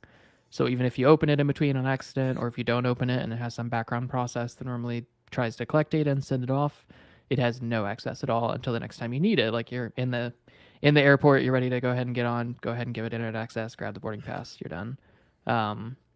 So I think that's a really important feature as well. And I actually never connected the dots that you could use that to make the app only available to connect to the VPN.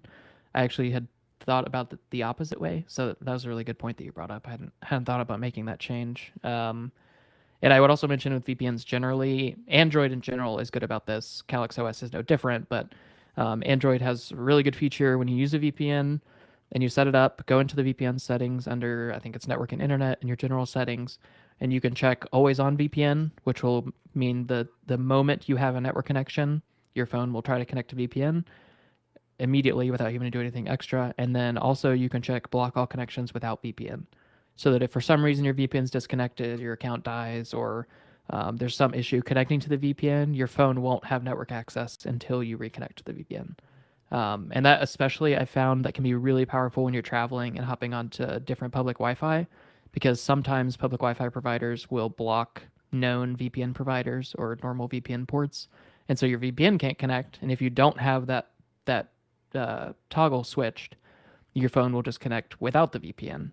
And then you could be leaking a lot of stuff that you don't want to. So those are some really important VPN controls. They're not specific to Calyx or Graphene, but I just think those are important pieces that some people don't see.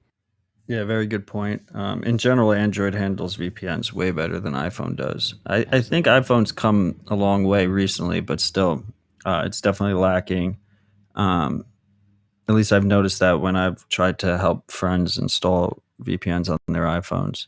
To go back to this firewall, so what's really cool, so I think, so I've never used Calyx without micro G.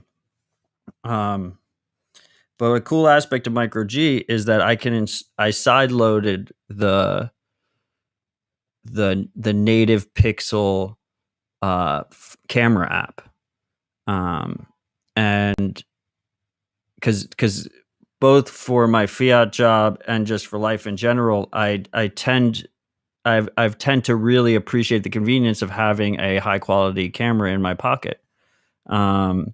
And Google is known to basically, what they do is they take off the shelf hardware for their cameras, the actual sensors, but they do a lot of software magic to try and make the photos as good as possible. And that's only in the Pixel camera app.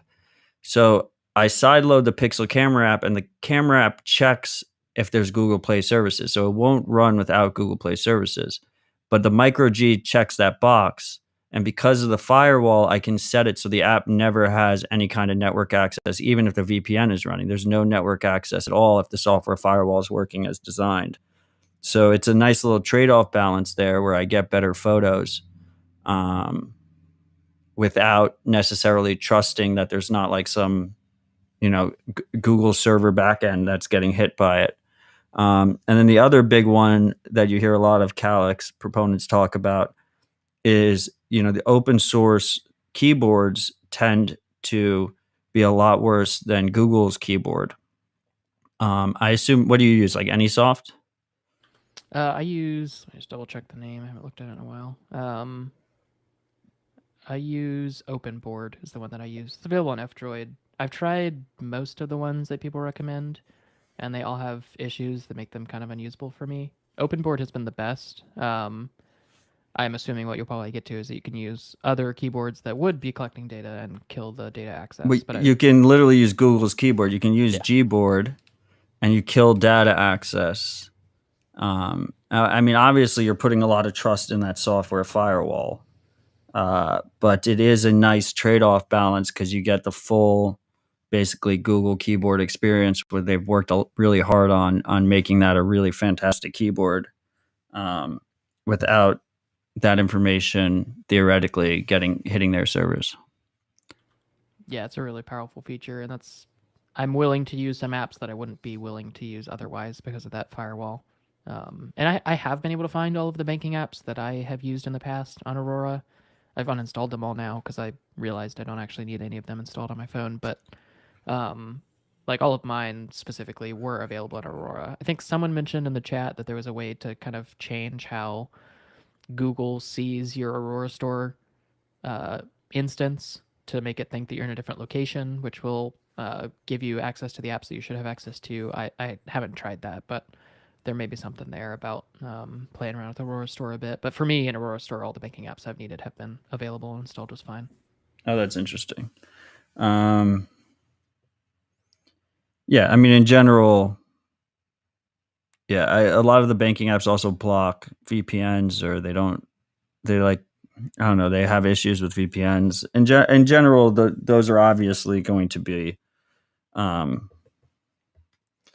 anti-privacy apps. And usually just not necessary, honestly. I Right. think if people really wrestle with the idea of like, do I need this thing within one click? The answer to a lot of that is just no. Like a lot of the stuff you get used to using, but there's just not really a reason to have it installed most of the time. And like you mentioned with websites, most of these services have mobile websites that work pretty darn well. And if you do need to install the app, maybe you can just do it for a short time if there's a specific thing you need to do, like upload a check or something. But a lot of the time, you really just can kind of decide, I don't actually need this app, and get away with just the mobile website or just doing it on your computer when you're at your computer next. 100%. We have Nunya Business in the chat asking what the name of the Calyx firewall app is. It's literally pre-installed and it's just called Firewall. So when you install Calyx, you will have that firewall there. It is not enabled. You have to go in and you can enable it on a per app basis. Whether you want to limit background access, limit all internet connectivity, or force it to only use a VPN to access. There were a couple other questions that I think I've rolled past, but that I grabbed to maybe cover if you want to. Let's answer them. Boom. And freaks, just a reminder, the live chat is my favorite part of Dispatch, so feel free to just keep putting questions in there. Okay, continue, Seth. Yeah, this is really nice. I'm tempted to do something similar for Opt-Out-Pod at some point. I like the live interaction. I don't think I will have quite as many people jumping in, but we'll see. So we'll go and jump back. Monero Lion asked, what is the biggest downside of having micro-G on Calyx? And I think this is a good one to cover. I think I briefly mentioned a little bit about it before. I'm not sure your thoughts around it, Matt. From my understanding, it doesn't give Google a direct link between your phone and you. It doesn't tie a device ID or a Google account to the things that you're running through Google Play services. So it's definitely better than just having regular Android and having Google Play services. In my mind, the the downsides are kind of twofold. One of them is that it enables you to keep using the services that have chosen to be reliant on Google Play services, which personally I like to. It takes extra effort, it takes extra time, it takes getting used to, but I like to use and support apps that have taken the step to not be reliant on the Google Play Store, or sorry, Google Play services. And there are a lot of apps that have baked in other ways to handle those things without Google Play services. Like, for instance, Threema. I started using Threema recently for messaging. If you have Google Play services, notifications come in real time because, again, Google Play services, one of the key things is that they handle push notifications and they simplify it for app developers. But Threema have put in the effort to build in a background service that if you don't have Google Play services, it will regularly pull for messages, I think anywhere between every 5 and 30 minutes, which isn't quite as seamless as having instant push notifications the moment someone sends a message. Missing a message for a max of 5 minutes, to me, it doesn't really matter. And if you have the app open, you get notifications instantly. But that's an example of a good app that you could rely on Google Play services for, but you don't have to. And so really one of the reasons I chose not to use MicroG is not necessarily that I see it as a major privacy risk. I really think for most people, it's probably fine. It's not, like I said, there's no direct ties between you and Google through it. It provides some anonymization. But I wanted to force myself to go through the process of finding alternatives that did not rely on the services that Google provides. And that's what I did, and it was a little bit painful, but like I mentioned before, it really was not as bad as I expected to make the switch to FOSS apps that actually cared about providing tools that could be used by those not using Google Play services. So I definitely think that, yeah. Before we get to the next question, I mean, I just want to jump in real quick. First of all, Threema is awesome. I love Threema. That's how I invited you onto the show. It costs money, and that's not a bad thing, people. That's what's cool. Oh my God.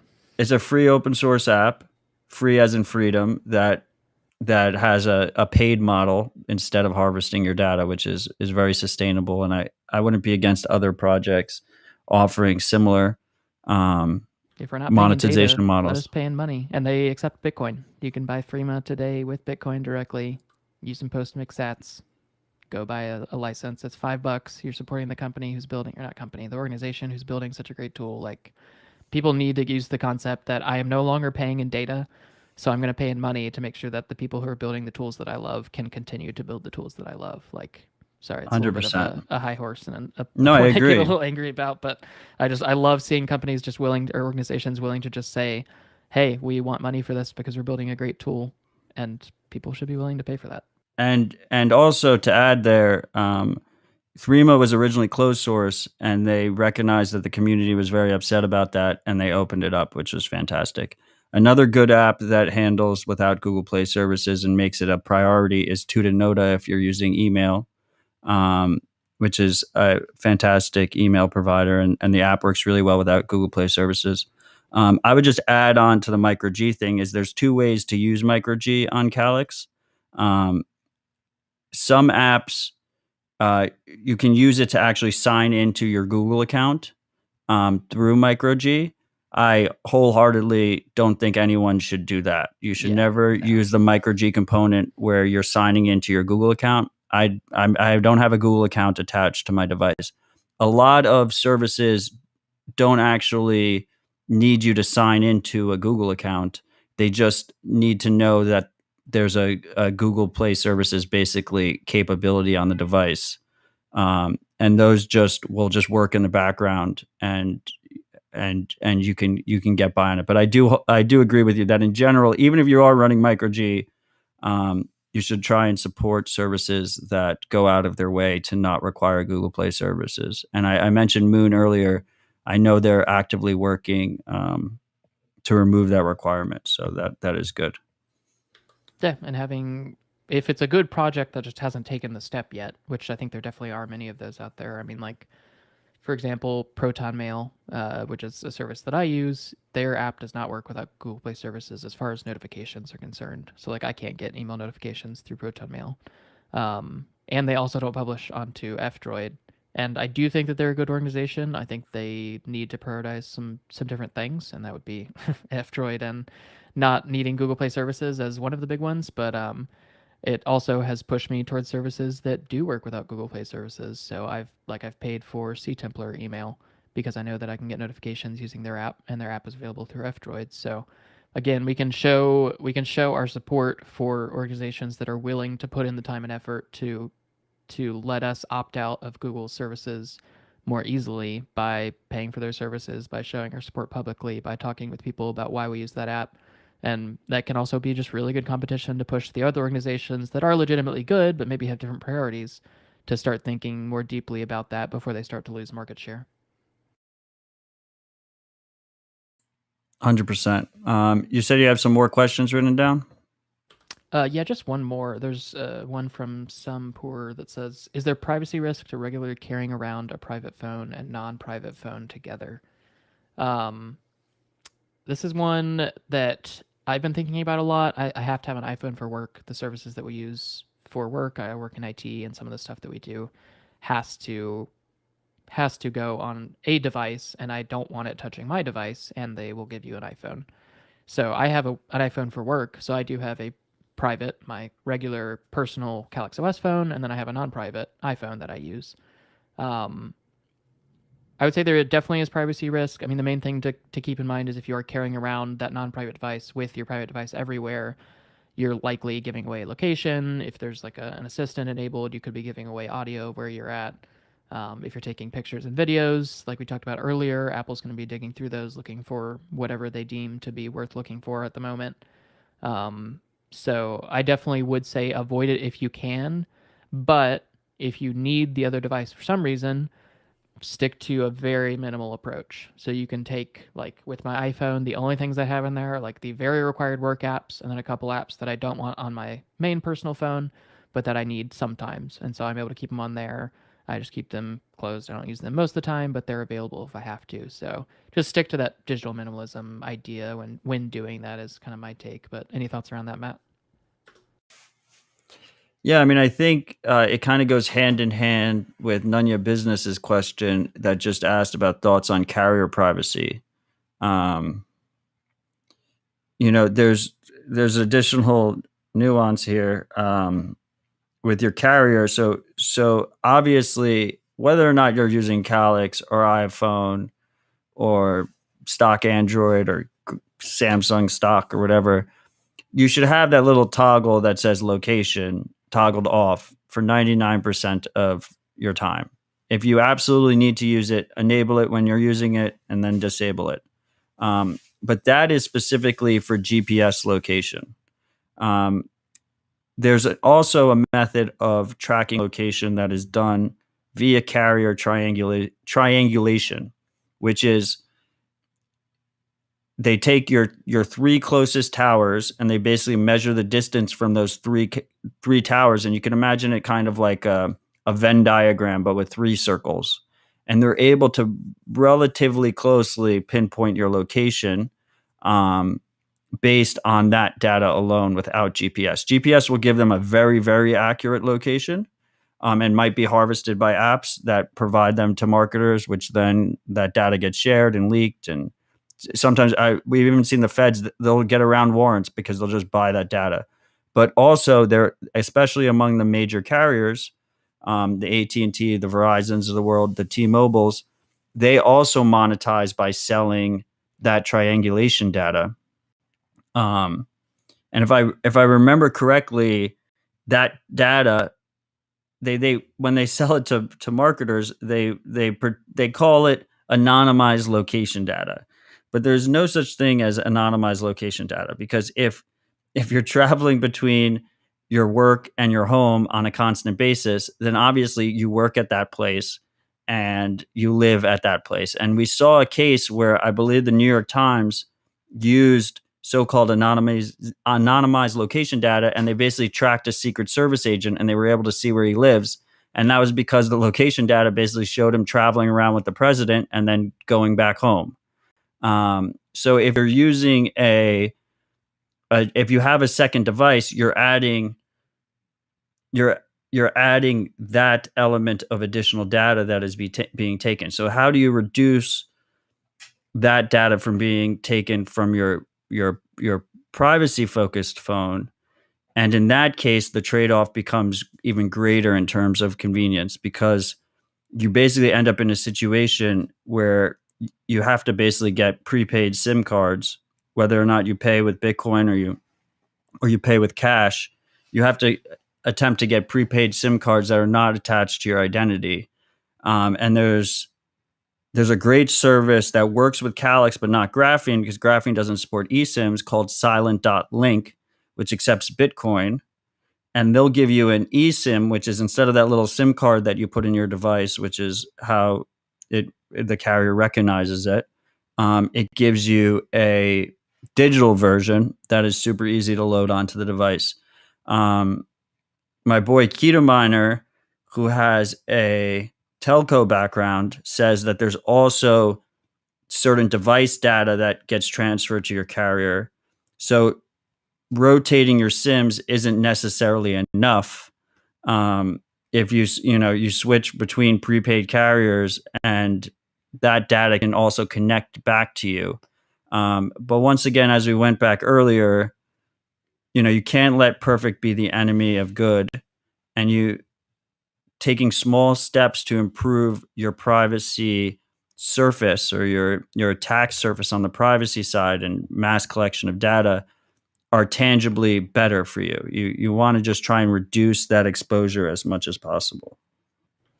Yeah, I'm glad you brought it back to that idea of like, don't let talk about cell tower triangulation scare you out of making actionable steps towards privacy.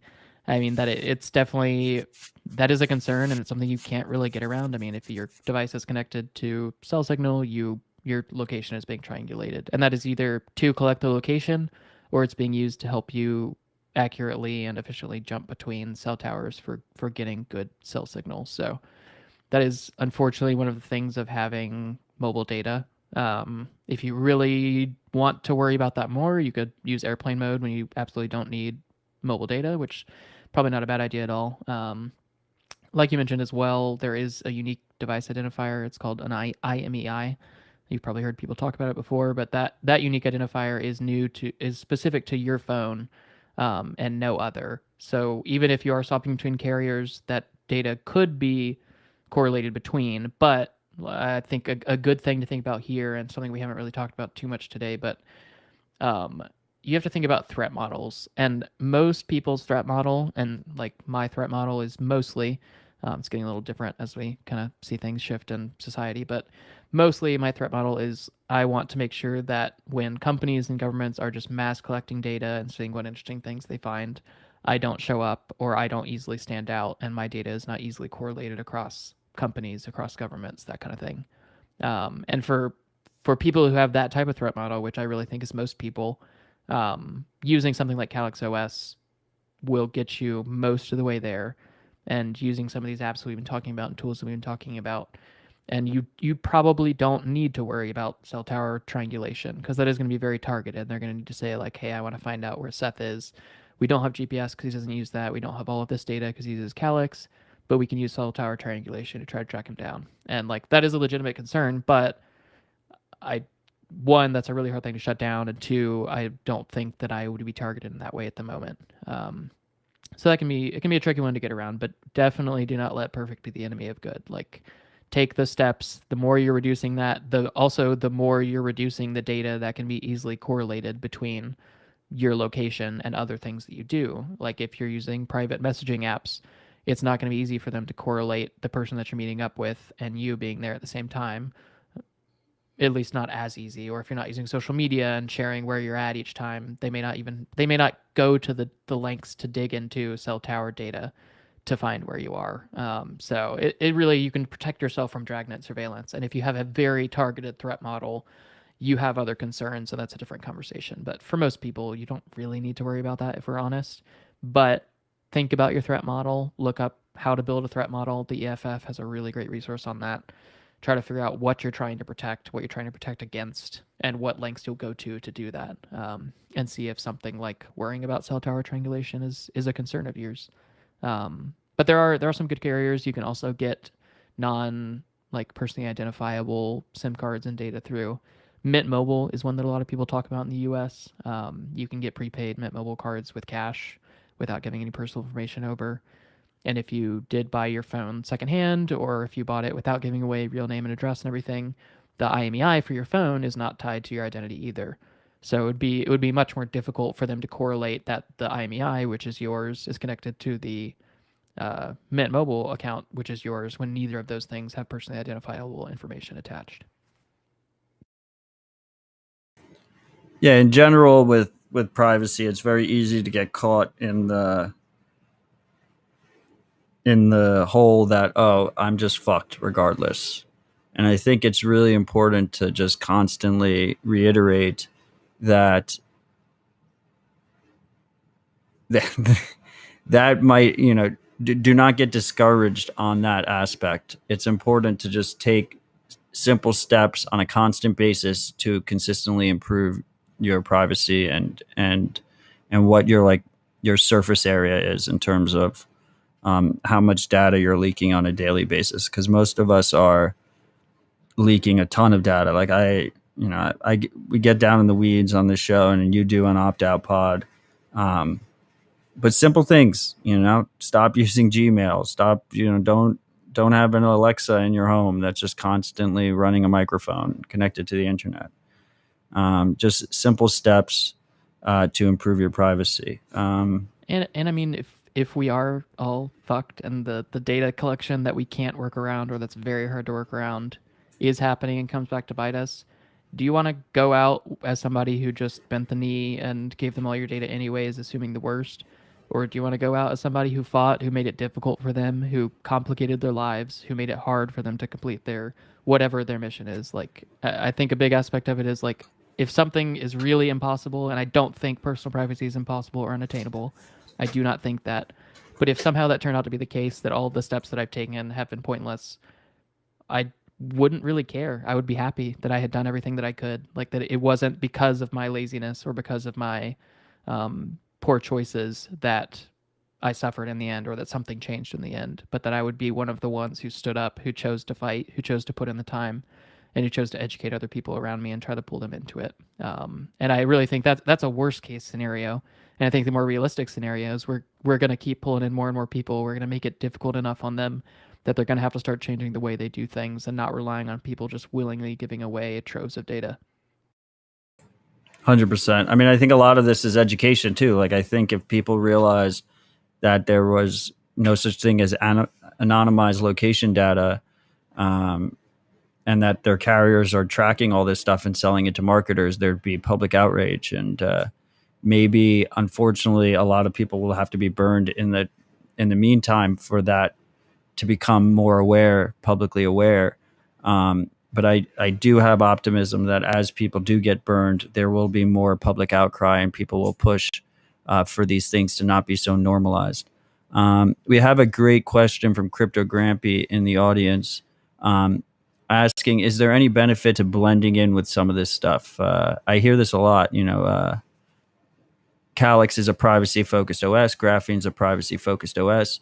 Are we putting a target on our backs, or basically adding risk by seeking out privacy-focused solutions? That's a really good question. It's one that I've started thinking about a bit more lately, but it's still kind of, I don't know, still kind of mulling over it. I think there certainly could be a benefit. But I think the benefit that could provide in almost all cases outweighs the risk of giving over data that just makes it easier for them to do what they want to do. I mean, I definitely think they could use, like, our government could use a list of people who, for some reason, do not show up with KYC cell phone numbers and do not show up with Google accounts that are tied to their real identity and stuff like that, and use that as a list to start targeting people. But I think kind of two responses to that. One of them is, if they do that, it's going to be hard for them to actually collect the data that they need to make that realistic. So yes, they have a list of people or a group of identities that they don't have an identity for that they need to go track down. And so that's complicated by the steps that you've taken. And the other answer would be, I think a much better thing to do than blending in is increasing the crowd that you get to hide in. And the way that we do that is through education, through building better tools, through funding better tools, through pulling in friends and family by regularly talking to them about the steps that we're taking towards personal privacy, making it personal, making it about the specific things that you see that they need or want out of maybe a mobile phone or an application, and crafting the message that we have about privacy for them specifically. But really, the best way to not have to worry about blending in is to blend in with a crowd of people who are growing rapidly, that care about personal privacy, that are installing mobile operating systems like Calyx or Graphene, that are using tools like Bitcoin or Monero. And the more people we're able to bring into using those tools and using them effectively, we end up blending into a crowd of people who are private, and that crowd of people who are private all provide good privacy to each other, because now there's less and less data between the whole group, and you're all using similar tools that are privacy preserving that they can't actually just collect data from simply or subpoena data from, and you end up in a much better world that way, I think, than if you try to blend in some ways while keeping some things private. I also think it would just be really difficult in real life to blend in effectively without connecting the dots between your blended in personality and your private personality. Especially like we were talking about the two phone idea. If two phones, let's say you're using Calyx OS, but you're not using a VPN when you're walking around, and you're using some service that IP address is logged. Maybe it's not logged in a malicious way, but it's there, and they're able to use, or let's just forget the IP address actually. Let's say they're using cell tower triangulation, and maybe you didn't purchase your cell plan for your Calyx OS without giving up your identity, and then they see your non-private phone walking around. These two devices are always hand in hand. They're always together. They're going to be able to tie pieces of data together that maybe they're getting from your Calyx OS install. Maybe some things that you're doing on there. Maybe you're still using the Twitter app rather than using the mobile app, and some data is getting out of there that they can use to do that. All of that's kind of like just conceptual, but just that idea that if you do try to kind of blend in halfway while opting out halfway, it can be really hard to keep those two lives separate. So it can be tricky. I think you made a very good point in the beginning of your response, in terms of basically trying to increase the anonymity set of these services, increase the adoption and use of these services, so that you don't have that issue when you're using them. I think I can speak for both of us. That's why I do Dispatch. That's why I'm so outspoken on Twitter. I think that's why you do Opt Out Pod. I think that's why we're doing this show right now. We need more people using Calyx, so that you don't have that concern as much. That it's not just necessarily a privacy tool. It does give me better performance and better battery life than if I was running stock Google on my Pixel. Like significantly better battery life. Like Pixels have historically had a horrible battery life, but because this thing's not hitting Google all the time, my battery life competes with brand new iPhones, which is pretty unbelievable. It's a really underrated part of Calyx OS that I don't think a lot of people talk about. Like I was talking to somebody who was at DEF CON, and he mentioned that he had his Calyx phone in his bag for like 6 days straight, and it still had tons of battery, like 80% or something, and he had used it a good bit throughout that, but it really does help with battery life. And a perfect example of that is Signal. In the beginning of Signal usage, you basically, if you were able to get a list of phone numbers that were using Signal, you could pretty much assume that they were all privacy-focused individuals.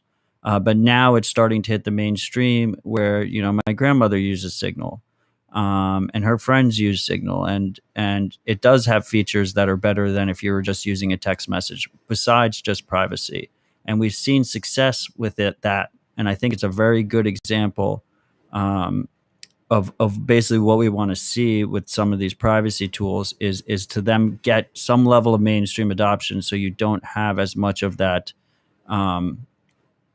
that risk of basically just you using it becomes suspicious. Not that it should be suspicious, but obviously that is going to be the case a lot of times when you're first starting these types of projects. We had Jack Sparrow in the chat ask if he was to use Gmail on Calyx, Would you be better off using it in browser? Yes. Just in general, I mean, you shouldn't use Gmail, but just in general, using a browser-based version is strictly better. And if you have to use it, that's how you should use it. Seth, you mentioned DEF CON. You were there this weekend. How was that? Do you have any insight there? What was that experience like? I've never been. Yeah, so it was my first year there. They changed a lot of things this year. I think they've kind of, I don't know, this may be a little divisive, but they bent the knee a little bit and forced people to provide personally identifiable information to get in. They also did not make it clear that they accepted cash at the door, which has been like a DEF CON thing forever. And they instead did pre-registration via credit card. So there were a lot of bad changes, but it was the first year I was able to go. And there was a large contingent of the Monero community going there, which I've been wanting to get together with a lot of those people for quite a while. And actually, the Monero people put on, along with the help of a couple other projects, but it was mostly driven by the Monero people.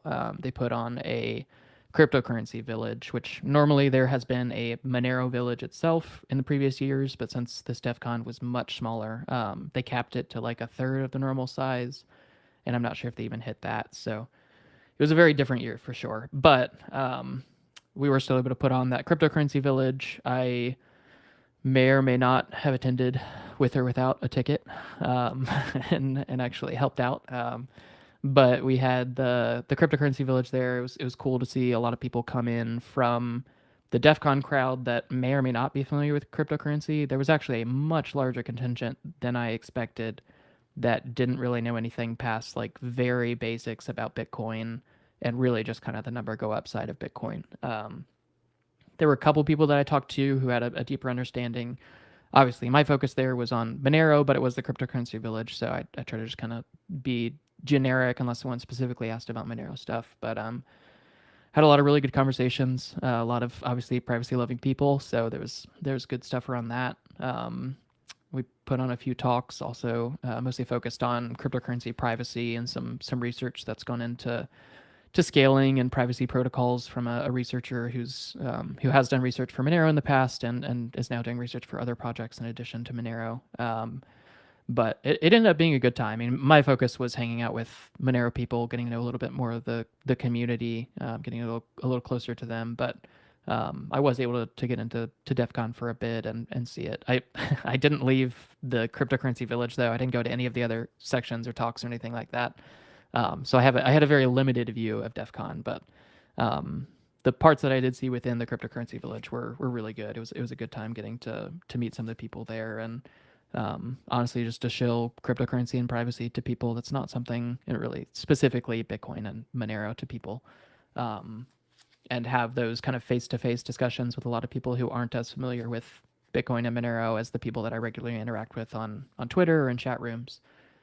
So definitely still good. Sad to see some of the changes that DEF CON has chosen to make to kind of bend to social pressure, and even to go way above restrictions that are put in place. But that can be a discussion for another day. But overall, a good time. Some awesome people that came out from the Monero community. Many of them are also part of the Bitcoin community. If you're active in Samurai Circle, some of the people there are active there. There's a lot of crossover between privacy-focused Bitcoiners and Monero users. So it was great to hang out with them, get to chat a little bit more, kind of, yeah, just a really good time. Awesome. Appreciate the insight. I mean, since you mentioned it, I mean, I'm pretty sure they use COVID as the excuse for the additional information collection. Yeah, they did. They required vaccine passports. Yeah, it's pretty fucked up. It's troubling.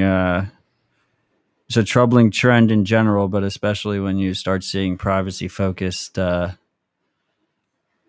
organizations and events kind of bend the knee to that. It's not a good trend. When I found that out, because they had announced it really early on, but it was like when things were much more restricted and locked down because of COVID and whatever you think about that, whatever. But for other people listening, things opened back up, the vaccine was out, everybody was feeling fine, and then DEF CON did not reduce any of the restrictions, even though they were way above CDC recommendations, local requirements, anything like that.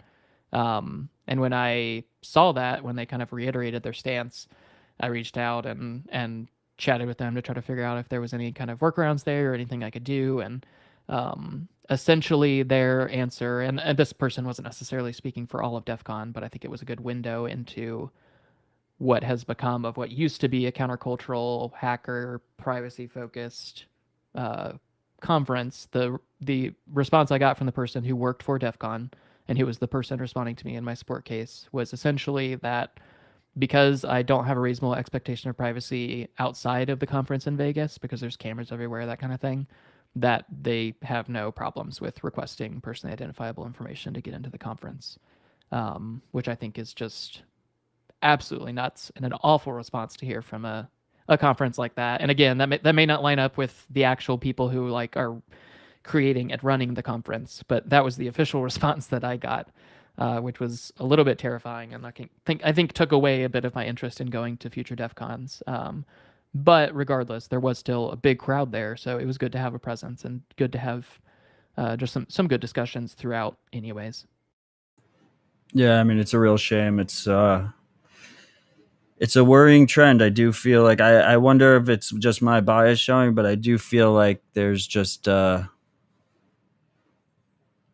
increasing trend of anti-privacy aggression around the world right now, coming from a million different sources. And it's more important than ever for people to stand up and say no and care about their privacy, care about their sovereignty, and help educate friends and family the same. And the movement is more important than ever right now, I think. But maybe I also will acknowledge that it could partially be my own bias. But it does definitely feel like a worrying trend. Seth, I mean, this has been an absolutely great conversation. I know you're tired from traveling. We've been talking for over 2 hours now. I really appreciate your time. Do you have anything that you want to cover before we wrap this up? I don't think I have any kind of major topics. I would just say, like, I'm not making this about Calyx OS or versus Graphene OS, that kind of thing. I know there's a lot of issues and just conflicts between them. I've had some run-ins with the Graphene OS crowd that have been quite hostile, but I think what I will just kind of say to sum up what we've been chatting about is definitely take the steps to dig into mobile privacy. Try out both Calyx OS and Graphene OS if you have the time. If you're focused on usability, jump into Calyx OS. If you feel you have a more aggressive threat model or a more kind of high-level threat model, maybe go for Graphene OS. It should be a little bit more secure in some ways. Privacy is they kind of trade blows there, but find the tool that works for you. For me, that's Calyx OS. Like Matt said, for him, that's Calyx OS. So, I mean, I definitely do personally shell Calyx OS, but Graphene OS can be a great tool too, no matter what drama is going around that.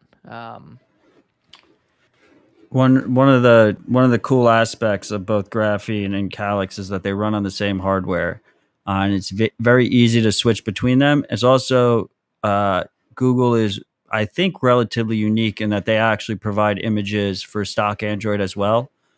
So you can literally take your Pixel device, you can flash Graphene on it, you can try it out, you can flash Calyx on it, and if you still disagree with both of us that it's a better experience, even if privacy is not necessarily the concern, you can then go and flash stock Android onto it, back onto it, and go back into the Google universe, so you don't have that issue. We have Monero Lion bringing up the Monero question, which is not a surprise given his name.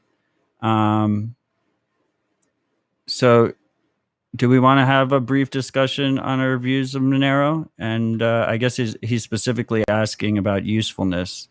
I mean, I think we all know where you stand here. I mean, you started as pretty much a fully focused Bitcoiner, and you seem to have moved on more towards Monero due to the privacy focus of Monero. I think I am often mischaracterized in how I view Monero. I've been very consistent in that I do believe that it is useful if you want transactional privacy today. There's a lot less gotchas than if you're using Bitcoin. I think the tools around using Bitcoin privately have improved tremendously, and I expect them to continue to improve.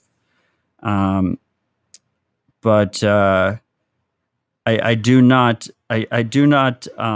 disagree that Monero is useful. My belief, though, is that long term, you will be better off holding Bitcoin than Monero in terms of purchasing power, in terms of how much, in terms of holding your purchasing power and your purchasing power increasing for your everyday expenses. And where I tend to disagree with people who think that Monero is strictly better than Bitcoin is that it's kind of a damned if you do, damned if you don't on the Monero side, because there's a strong focus to make it easy to swap between Monero and Bitcoin.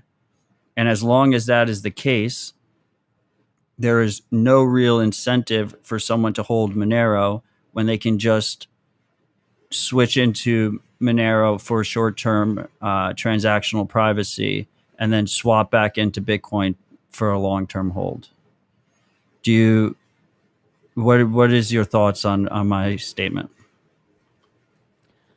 I mean, I think I agree with a good bit of what you said. The way I look at it, I think, is a little bit different than a lot of people. I mean, I'm not interested in the number go up aspect. I'm not really. I mean, I know you phrased it as purchasing power, which I think is a more nuanced and better way to phrase that idea of the price increasing over time versus fiat, which is what is meant by purchasing power increasing.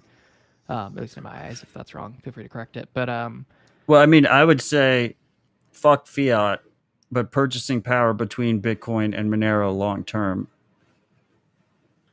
Yeah, and I mean, obviously, history has shown so far, depending on when you bought in, Monero's purchasing power could be a lot better. Bitcoin's could be a lot better, and over the long term, Bitcoin has done obviously incredibly well in price performance. So if your only concern is price performance, or if your main concern is price performance and store of value, I think obviously Bitcoin has proven itself as that so far. That it has worked well as that. The technology works well for that piece of cryptocurrency, and I do think store of value is a meaningful and useful use case for cryptocurrency in general. I think where I differ a bit is that I think that the world needs a store of value much less than it needs a way to transact privately. And I think that Bitcoin can be used to transact privately. It is definitely doable. I've done it. I am really close to a ton of people in the Samurai community. I love what Samurai Wallet's doing. I think without them, there would be no hope for Bitcoin. And I know that's a bold statement, but they're really kind of the last bastion of privacy preserving crypto or cypherpunk people who are working on Bitcoin, or some of the few. And yes, you can use Bitcoin privately, but I think the caveat is it is extremely difficult in comparison to Monero. Again, Samurai Wallet makes it possible, but not necessarily easy. It is time consuming. It takes a lot longer to go through the mixing process with Bitcoin. You have to learn how to set it up. You have to learn how to mix. Hopefully you set up your own dojo, which requires obviously setting up the dojo and connecting to your own server, and then maybe setting up the desktop GUI client to make sure that you're syncing all the time. And there's a lot that goes into preserving privacy on Bitcoin, and there are a lot of ways you can mess it up, either post mix, or obviously if you're not using Samurai or some other privacy approach. But there's not too many great ones out there for Bitcoin. If you're not using Samurai, you're shooting yourself in the foot the whole time that you're using Bitcoin. and you're making a clearly deterministically traceable footprint in a ledger that will last forever and is readily available for data analysis by governments, companies, all of that. So because my focus is more on a method of exchange, a way to transact value, and more on something that is a replacement for cash, so we need digital cash, something that we can transact digitally with, but that carries over the principles of cash, which are essentially fungibility and privacy. I lean towards Monero, and I've chosen to focus my time in learning and education, and in just really the educational content that I put out is focused on Monero because I view it as an extremely approachable, extremely easy to use, and not perfect. The UX is not perfect. Some of the wallets are better than others, of course, and hopefully user experience will continue to improve over time. But anyone who uses Monero with any wallet that's available for Monero gets very strong privacy guarantees, and they get that digital cash-like feel where they don't have to worry about fungibility. They always know that the transactions that they make are being protected in both the senders protected in each transaction, the receiver is protected in each transaction, and the amount is protected in each transaction. And since those things are enforced by the consensus layer, there's no way for you to mess that up in those core ways. Obviously, there's some other issues that you could do, like if you're using a KYC exchange, you go to your wallet once, and then you go to another KYC exchange. If those exchanges share information, they could link the transaction back to you. But those are also KYC exchanges, which you shouldn't be touching. What if you don't use it with your own node, like something like Cake Wallet? There's inherent trust with Cake Wallet servers, right? No. So there is, well, I mean, yes, there is a tiny bit of trust placed in using a remote node, but the important distinction is that there is only one light wallet for Monero, and that's called My Monero. Every other mobile wallet, Cake Wallet, Monero, there are other ones like I can't remember what they are. They're not Monero specific. I won't focus on them, but like Monero and Cake Wallet, both of them just use remote nodes, which is it's an RPC connection, just like if you were to use your own Bitcoin remote node. So there's no leakage of. So just to break down Monero really quickly for anybody who's not aware. So in Monero, like I said, receiver, sender, and amount are protected in every transaction by default. If you want to reveal that information, like if you want to selectively reveal some information about a transaction to a third party, you can give them what's called a view key. And that view key lets them decrypt that information about transactions that have been received to a specific address. So like if I wanted to, I could publish the view key for the donations that I receive via opt-out pod so that people could see how much I've received in donations. I think in a lot of situations, there's no reason to do that. But like if you're maybe an open source foundation and you want to make it transparent how much money you're getting and what you're spending it on, or maybe you're a political candidate and you have to reveal donations, that kind of thing, it can be useful. But the way that light wallets work, like My Monero, is that you hand them the view key to your wallet, and so they are able to decrypt that information about your transactions so that they can do the actual syncing of the blockchain for you. They can look through the blockchain for all the transactions that correspond to your wallet and let you know about them without you having to go to the node, request every block's data, and dig through it yourself. So you are offloading quite large amounts of trust when you're using that. You're still, at worst, as bad off as using Bitcoin. You still do have some privacy provided there, but that is much less than just using a normal remote node. But like when I use Monero and Cake Wallet, when I'm using those, I'm connecting to my own node, or even when I'm connecting to another node, I'm not revealing any information about the true spend in a transaction. I'm not revealing any information about amounts, and I'm not revealing who I'm sending that transaction to, which is a really important point, that remote node privacy is much less of an issue in Monero because transactional privacy is so much stronger. Appreciate that insight. Before I respond, we have Most Pleb mentioning Bunny's open hardware phone. Bunny's doing amazing work. I look forward to seeing what he has for us. We did not mention it on the show, so it should be mentioned. I'm very excited about it, but it's not out yet. So I have, Gitmo BTC mentioned store wealth in Bitcoin and then spend in Monero or Whirlpool where Monero isn't accepted using CoinJoin. to me, that's the gotcha. The gotcha is, and this is the case with pretty much all altcoins, but most altcoins do not have any kind of usability or usability advantage that Monero presents. Monero presents a short-term, to me, transactional privacy advantage. I expect long-term, I hope long-term, it becomes easier to use Bitcoin privately, especially as people start to realize the need, especially as people start spending it more, because a lot of people don't spend Bitcoin right now. And when I try and conceptualize where we're going, I just all the privacy gains that you get in the short term spending Monero over spending Bitcoin, as long as it's easy to swap between the two chains, a Bitcoin user has those available to them. They can use CoinJoin. They can swap into Monero. They can spend with Monero. They can receive Monero donations and swap back into Bitcoin and hold it in Bitcoin. And to me, that's the ultimate gotcha. It means that basically XMR is like a utility token for a transactional privacy chain. And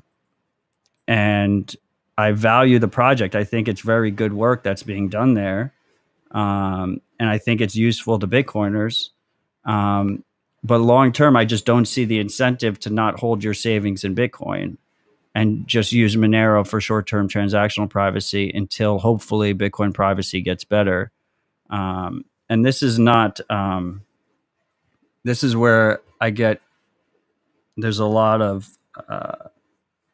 I butt heads with a lot of Monero people on this,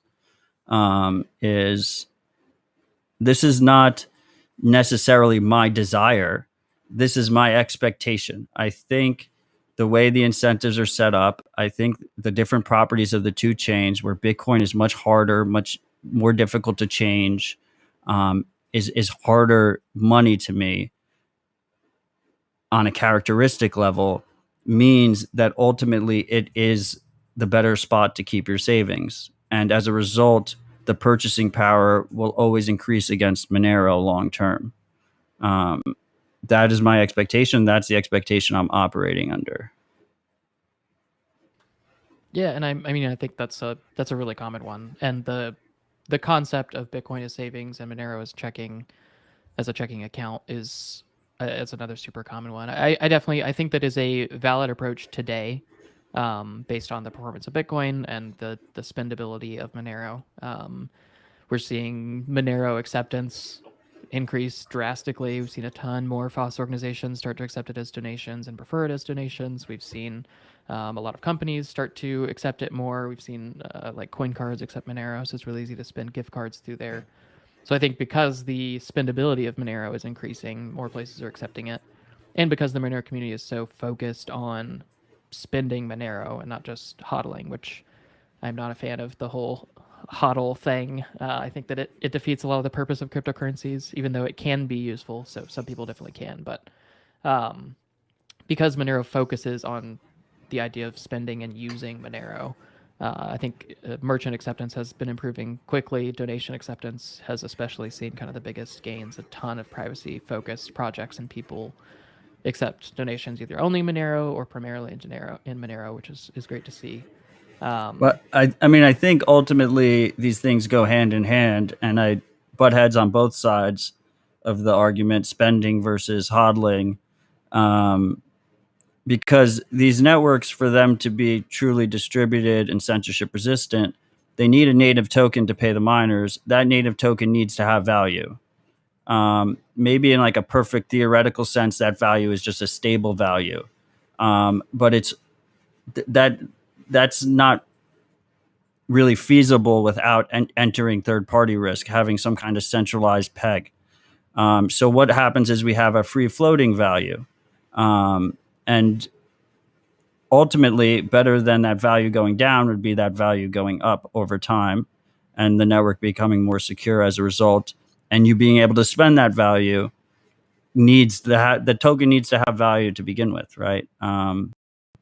So I do think they kind of go hand in hand. I think people will have savings and they'll have spend it. I think good money you should be able to save and spend without permission at will, however you want to do it. So I do think that I do think those two characteristics go hand in hand, and there's really not that much nuance in that discussion that happens. Like it gets very extreme, especially on Twitter, where there's it's not really a good platform for it. And then the other thing you mentioned was donations, and I think like donations is like a perfect example here, where because Monero has stealth addresses where you're able to just post a static string to receive donations, or a static QR code that interprets that string without revealing what donations you've received, and not having that issue, the issue you have on Bitcoin, where you don't want to reuse an address, because if you have that static donation address in Bitcoin, you can just look it up on chain and see all the donations that come in and all the spends that go out. Monero's had that advantage over Bitcoin for a long time, but now we're starting to see we have a new Lightning invoice format that is being rolled out right now, Bolt 12, which attempts to provide a privacy preserving static either text string or QR code that gives you similar functionality to Monero donations. And that's a trend I expect to continue. So to me, the long-term value prop of Monero I see eroding, but I don't pretend to know everything. I'm not gonna lecture you. Yeah, and I mean, I'll just go ahead and make the call out that I am thankful both tools exist. I think that Bitcoin has done great things. Without Bitcoin, Monero would not be here. Without people working on Bitcoin, many of the technologies that are fundamental to Monero would not be here. And Bitcoin just being the lead, the alpha in the cryptocurrency space, takes a lot of the heat away from Monero and lets us just focus on building and not have to worry about a lot of the other issues. So, like, I don't want people to come away with this thinking like I hate Bitcoin. I just the big things for me, and I'll comment on the LN thing in just a second, but the big things for me are that Monero is easily spendable for anybody in a private manner. I don't question that Bitcoin is spendable privately by people like yourself or people who are using Samurai Wallet today or who understand those concepts. My concern with Bitcoin is that we don't improve the base layer, we don't provide better privacy, and also coupled with that Lightning Network doesn't take off, or it doesn't provide the privacy that people thought it would at first, which again is what happened with Bitcoin. The people thought it was private and then found out that there were too many issues, and then it didn't proceed. And then obviously Lightning inherits some privacy issues from the base layer, but that's a whole nother topic. But my concern is that we pull people more into Bitcoin and they don't know how to use the tools. And there's only, like right now, there's only one, in my opinion, privacy preserving wallet implementation. If that wallet gets shut down, or if the Samurai devs die, or if the Samurai devs leave, Bitcoin is in a really bad place. And that requires the servers that they're running to coordinate Whirlpool. So if that stuff gets compromised, that could be really problematic. And that's not something that there's any real other great tool to jump into. Well, we have Join Market. The usability is not great, but yeah, I mean, I know it's there, pretty but it has censorship resistant. Greater problems of pulling people in to who can actually functionally use it, and it has the core problem of post-mix spending is really difficult. But it really comes back to like why I focus on Monero is because if I'm going to focus on building a tool, and this is different than like the tools that I educate people about through Opt-out Pod or through my blog. Those are not tools that I'm building and pouring time into. They're tools, many of them that I donate to or that I help out with, like bug requests and feature requests that I see are necessary. But the reason I focus on Monero is because I see that it's a tool that practically anyone can get into and use, and they don't have to be technically savvy. They don't have to be wealthy to pay fees. They don't have to have access to a node that they can run so that they can preserve their privacy. They can use a remote node and not have to worry about that. It's just this concept that I'm helping to contribute to a tool that is much more approachable for the vast majority of the world, and not just one that I could use. I could use Bitcoin privately today, and it would be fine for me. I mean, I prefer to use Monero. It's much easier. I prefer the ease of mind that I have when using it. But I have the technical skills, I have the money, I can afford the fees, I can afford the time investment to use Whirlpool and spend funds. But I choose to focus on Monero because I want to build a tool that's more easily approachable for other people. Any comment on that before I say a couple more things? I mean, just to be clear, I respect you. I love the work you're doing.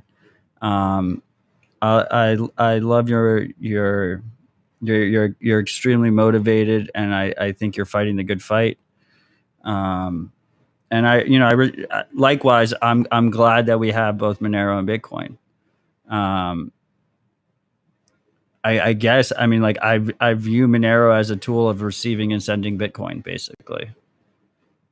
Yeah, and I mean it can function really well as that second layer. I mean it really can be in many ways a more complete tool than Lightning, at least today, as a second layer for Bitcoin. And I am really glad that that's a possibility, and I love that the Monero community funded and is building atomic swaps that really the atomic swaps that we're building benefit Bitcoiners. They don't really benefit Monero people, because if we're going to be the ones on the other side of that, if we're going to be market making for atomic swaps, we're going to be getting tainted UTXOs, toxic change.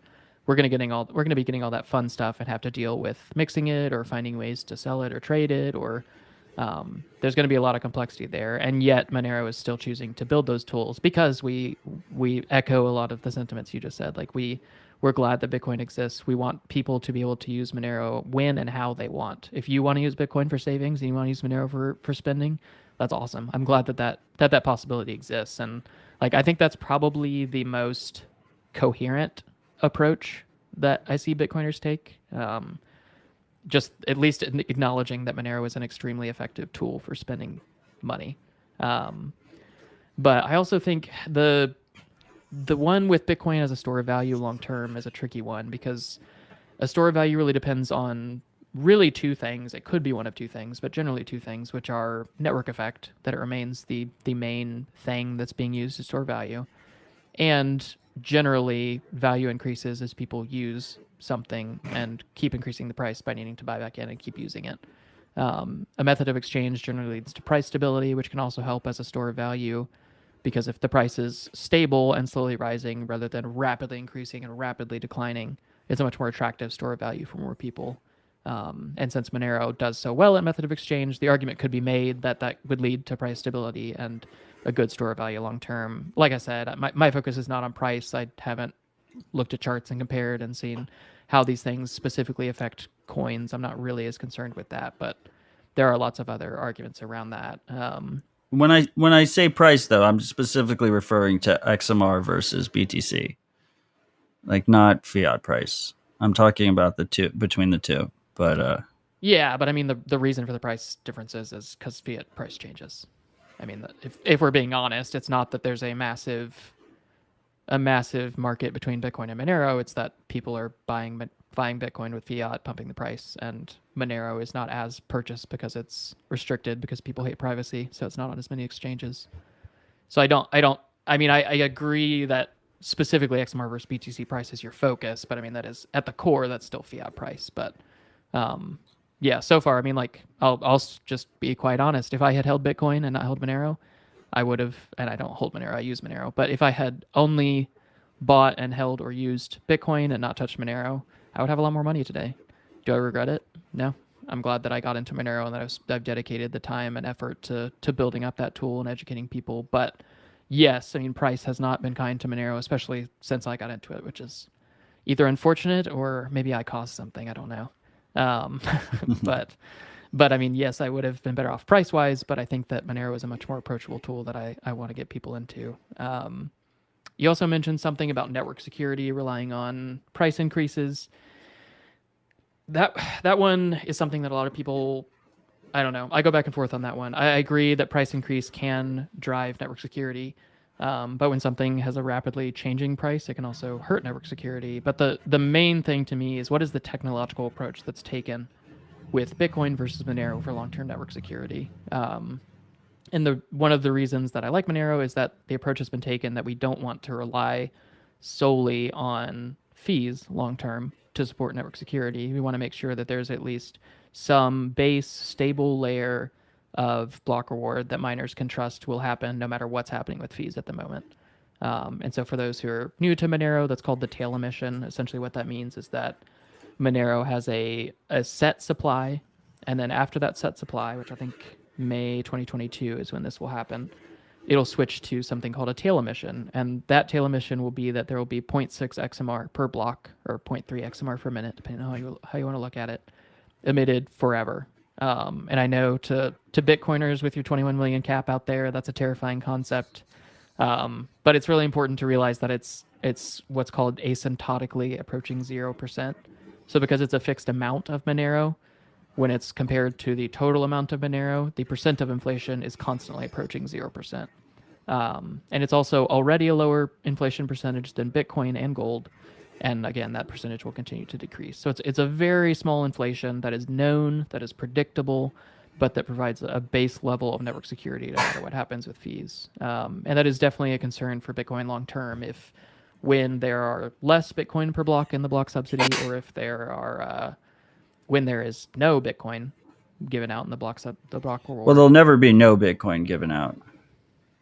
It halves forever. Well, yeah, essentially no. Yeah, it will never have to zero, but it'll be very, very, very small. If the purchasing power increases, like we've seen, even with all the halvings we've had, like the subsidy paid to miners now in purchasing power is significantly higher than the reward that was paid to miners previously. And I mean, I would say that the concern in terms of supply with the tail emission on Monero is less so than the fact that, for better or worse, Monero is easier to change, and Monero stakeholders have taken advantage of that to adapt quickly. But as a result, it means that any guarantees you have in terms of what the protocol says it's going to be are reduced, because you don't know if it'll change out from under you. So like even like something that's if you take an altcoin that has, let's say that they're actually holding a 21 million supply cap in the protocol now, that supply cap promise is significantly weaker than Bitcoin's, because Bitcoin has shown that it's extremely hard to change.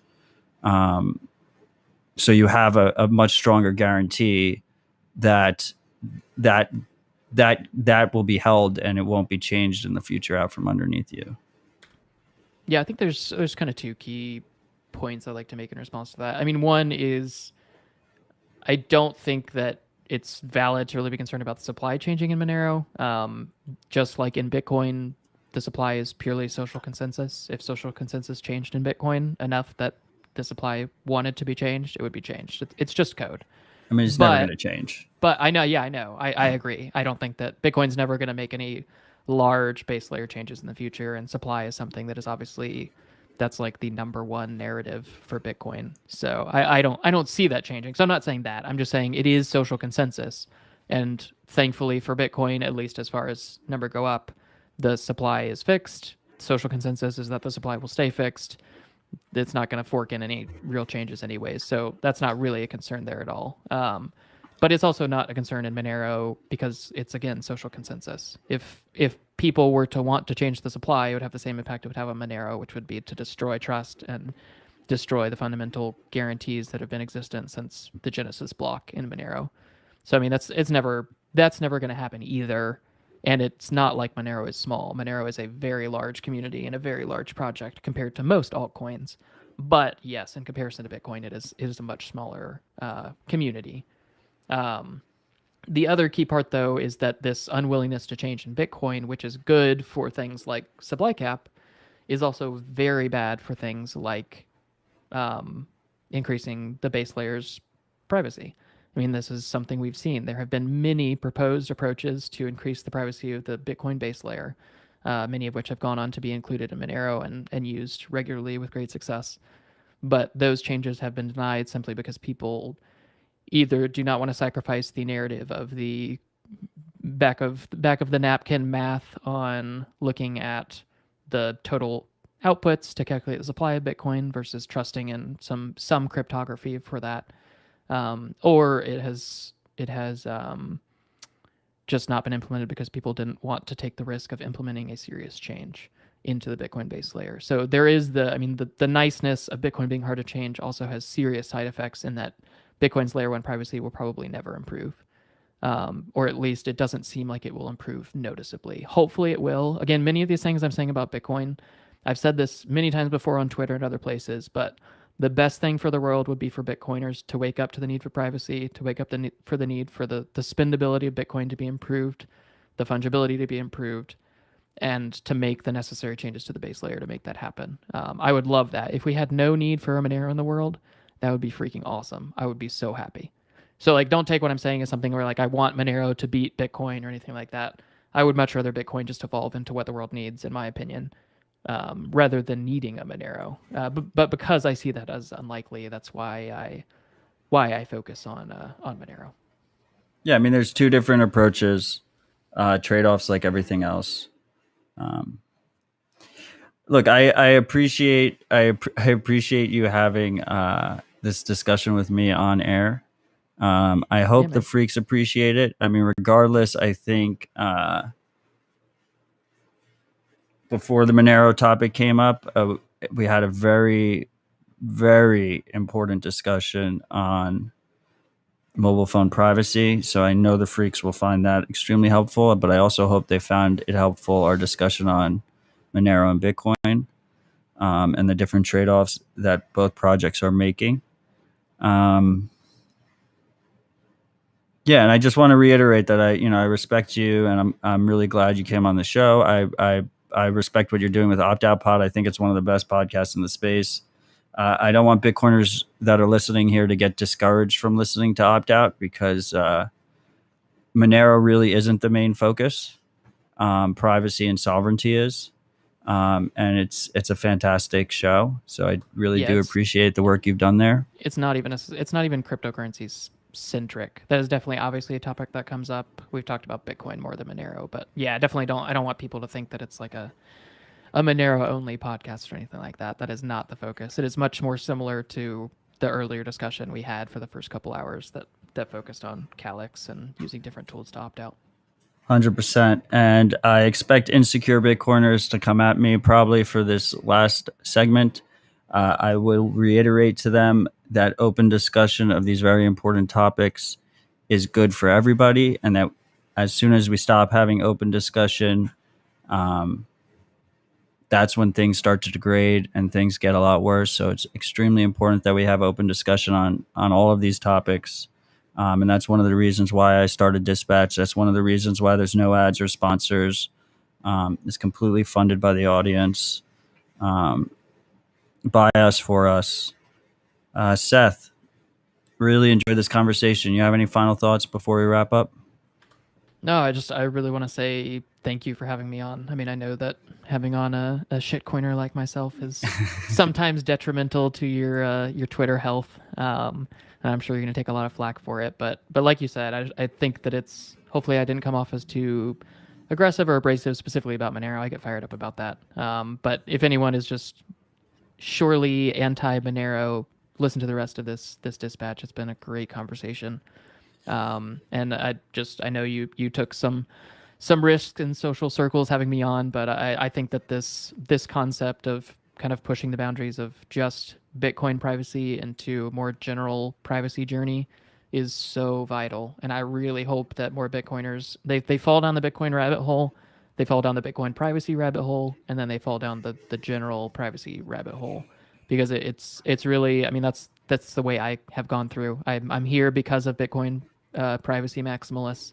That's why I'm into the tools that I am. That's much of why I created a podcast. That's much of why I created a blog. So I'm really grateful for you, for the content you're putting out, and just grateful to be able to come on to chat, to have some really good, I think, meaningful discussions about mobile privacy that really can change things for the better on a large scale. It is very much about personal privacy, but with all of us opting out of the tools that the government and the corporations are trying to use to surveil us and pulling others along with us, we, I think, can have a really major impact on the world for good.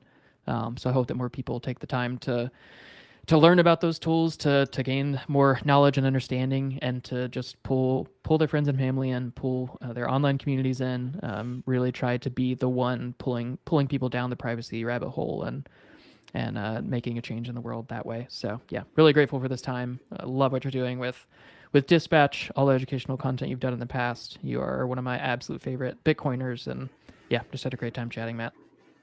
Thank you, Seth. The feeling is mutual. I'm glad to have you on our side in this fight. It's the most important thing as far as I'm concerned. And yeah, just thank you for joining, and thank you for everything you do.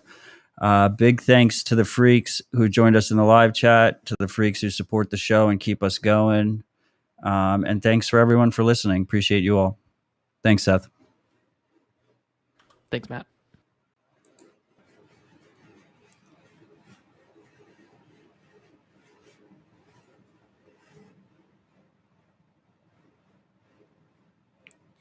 Love you, freaks. Thanks again for joining another dispatch. Looking forward to RHR this week on Thursday, and I'll see you next Bitcoin Tuesday for another great dispatch. Cheers. Stay humble, stack sats.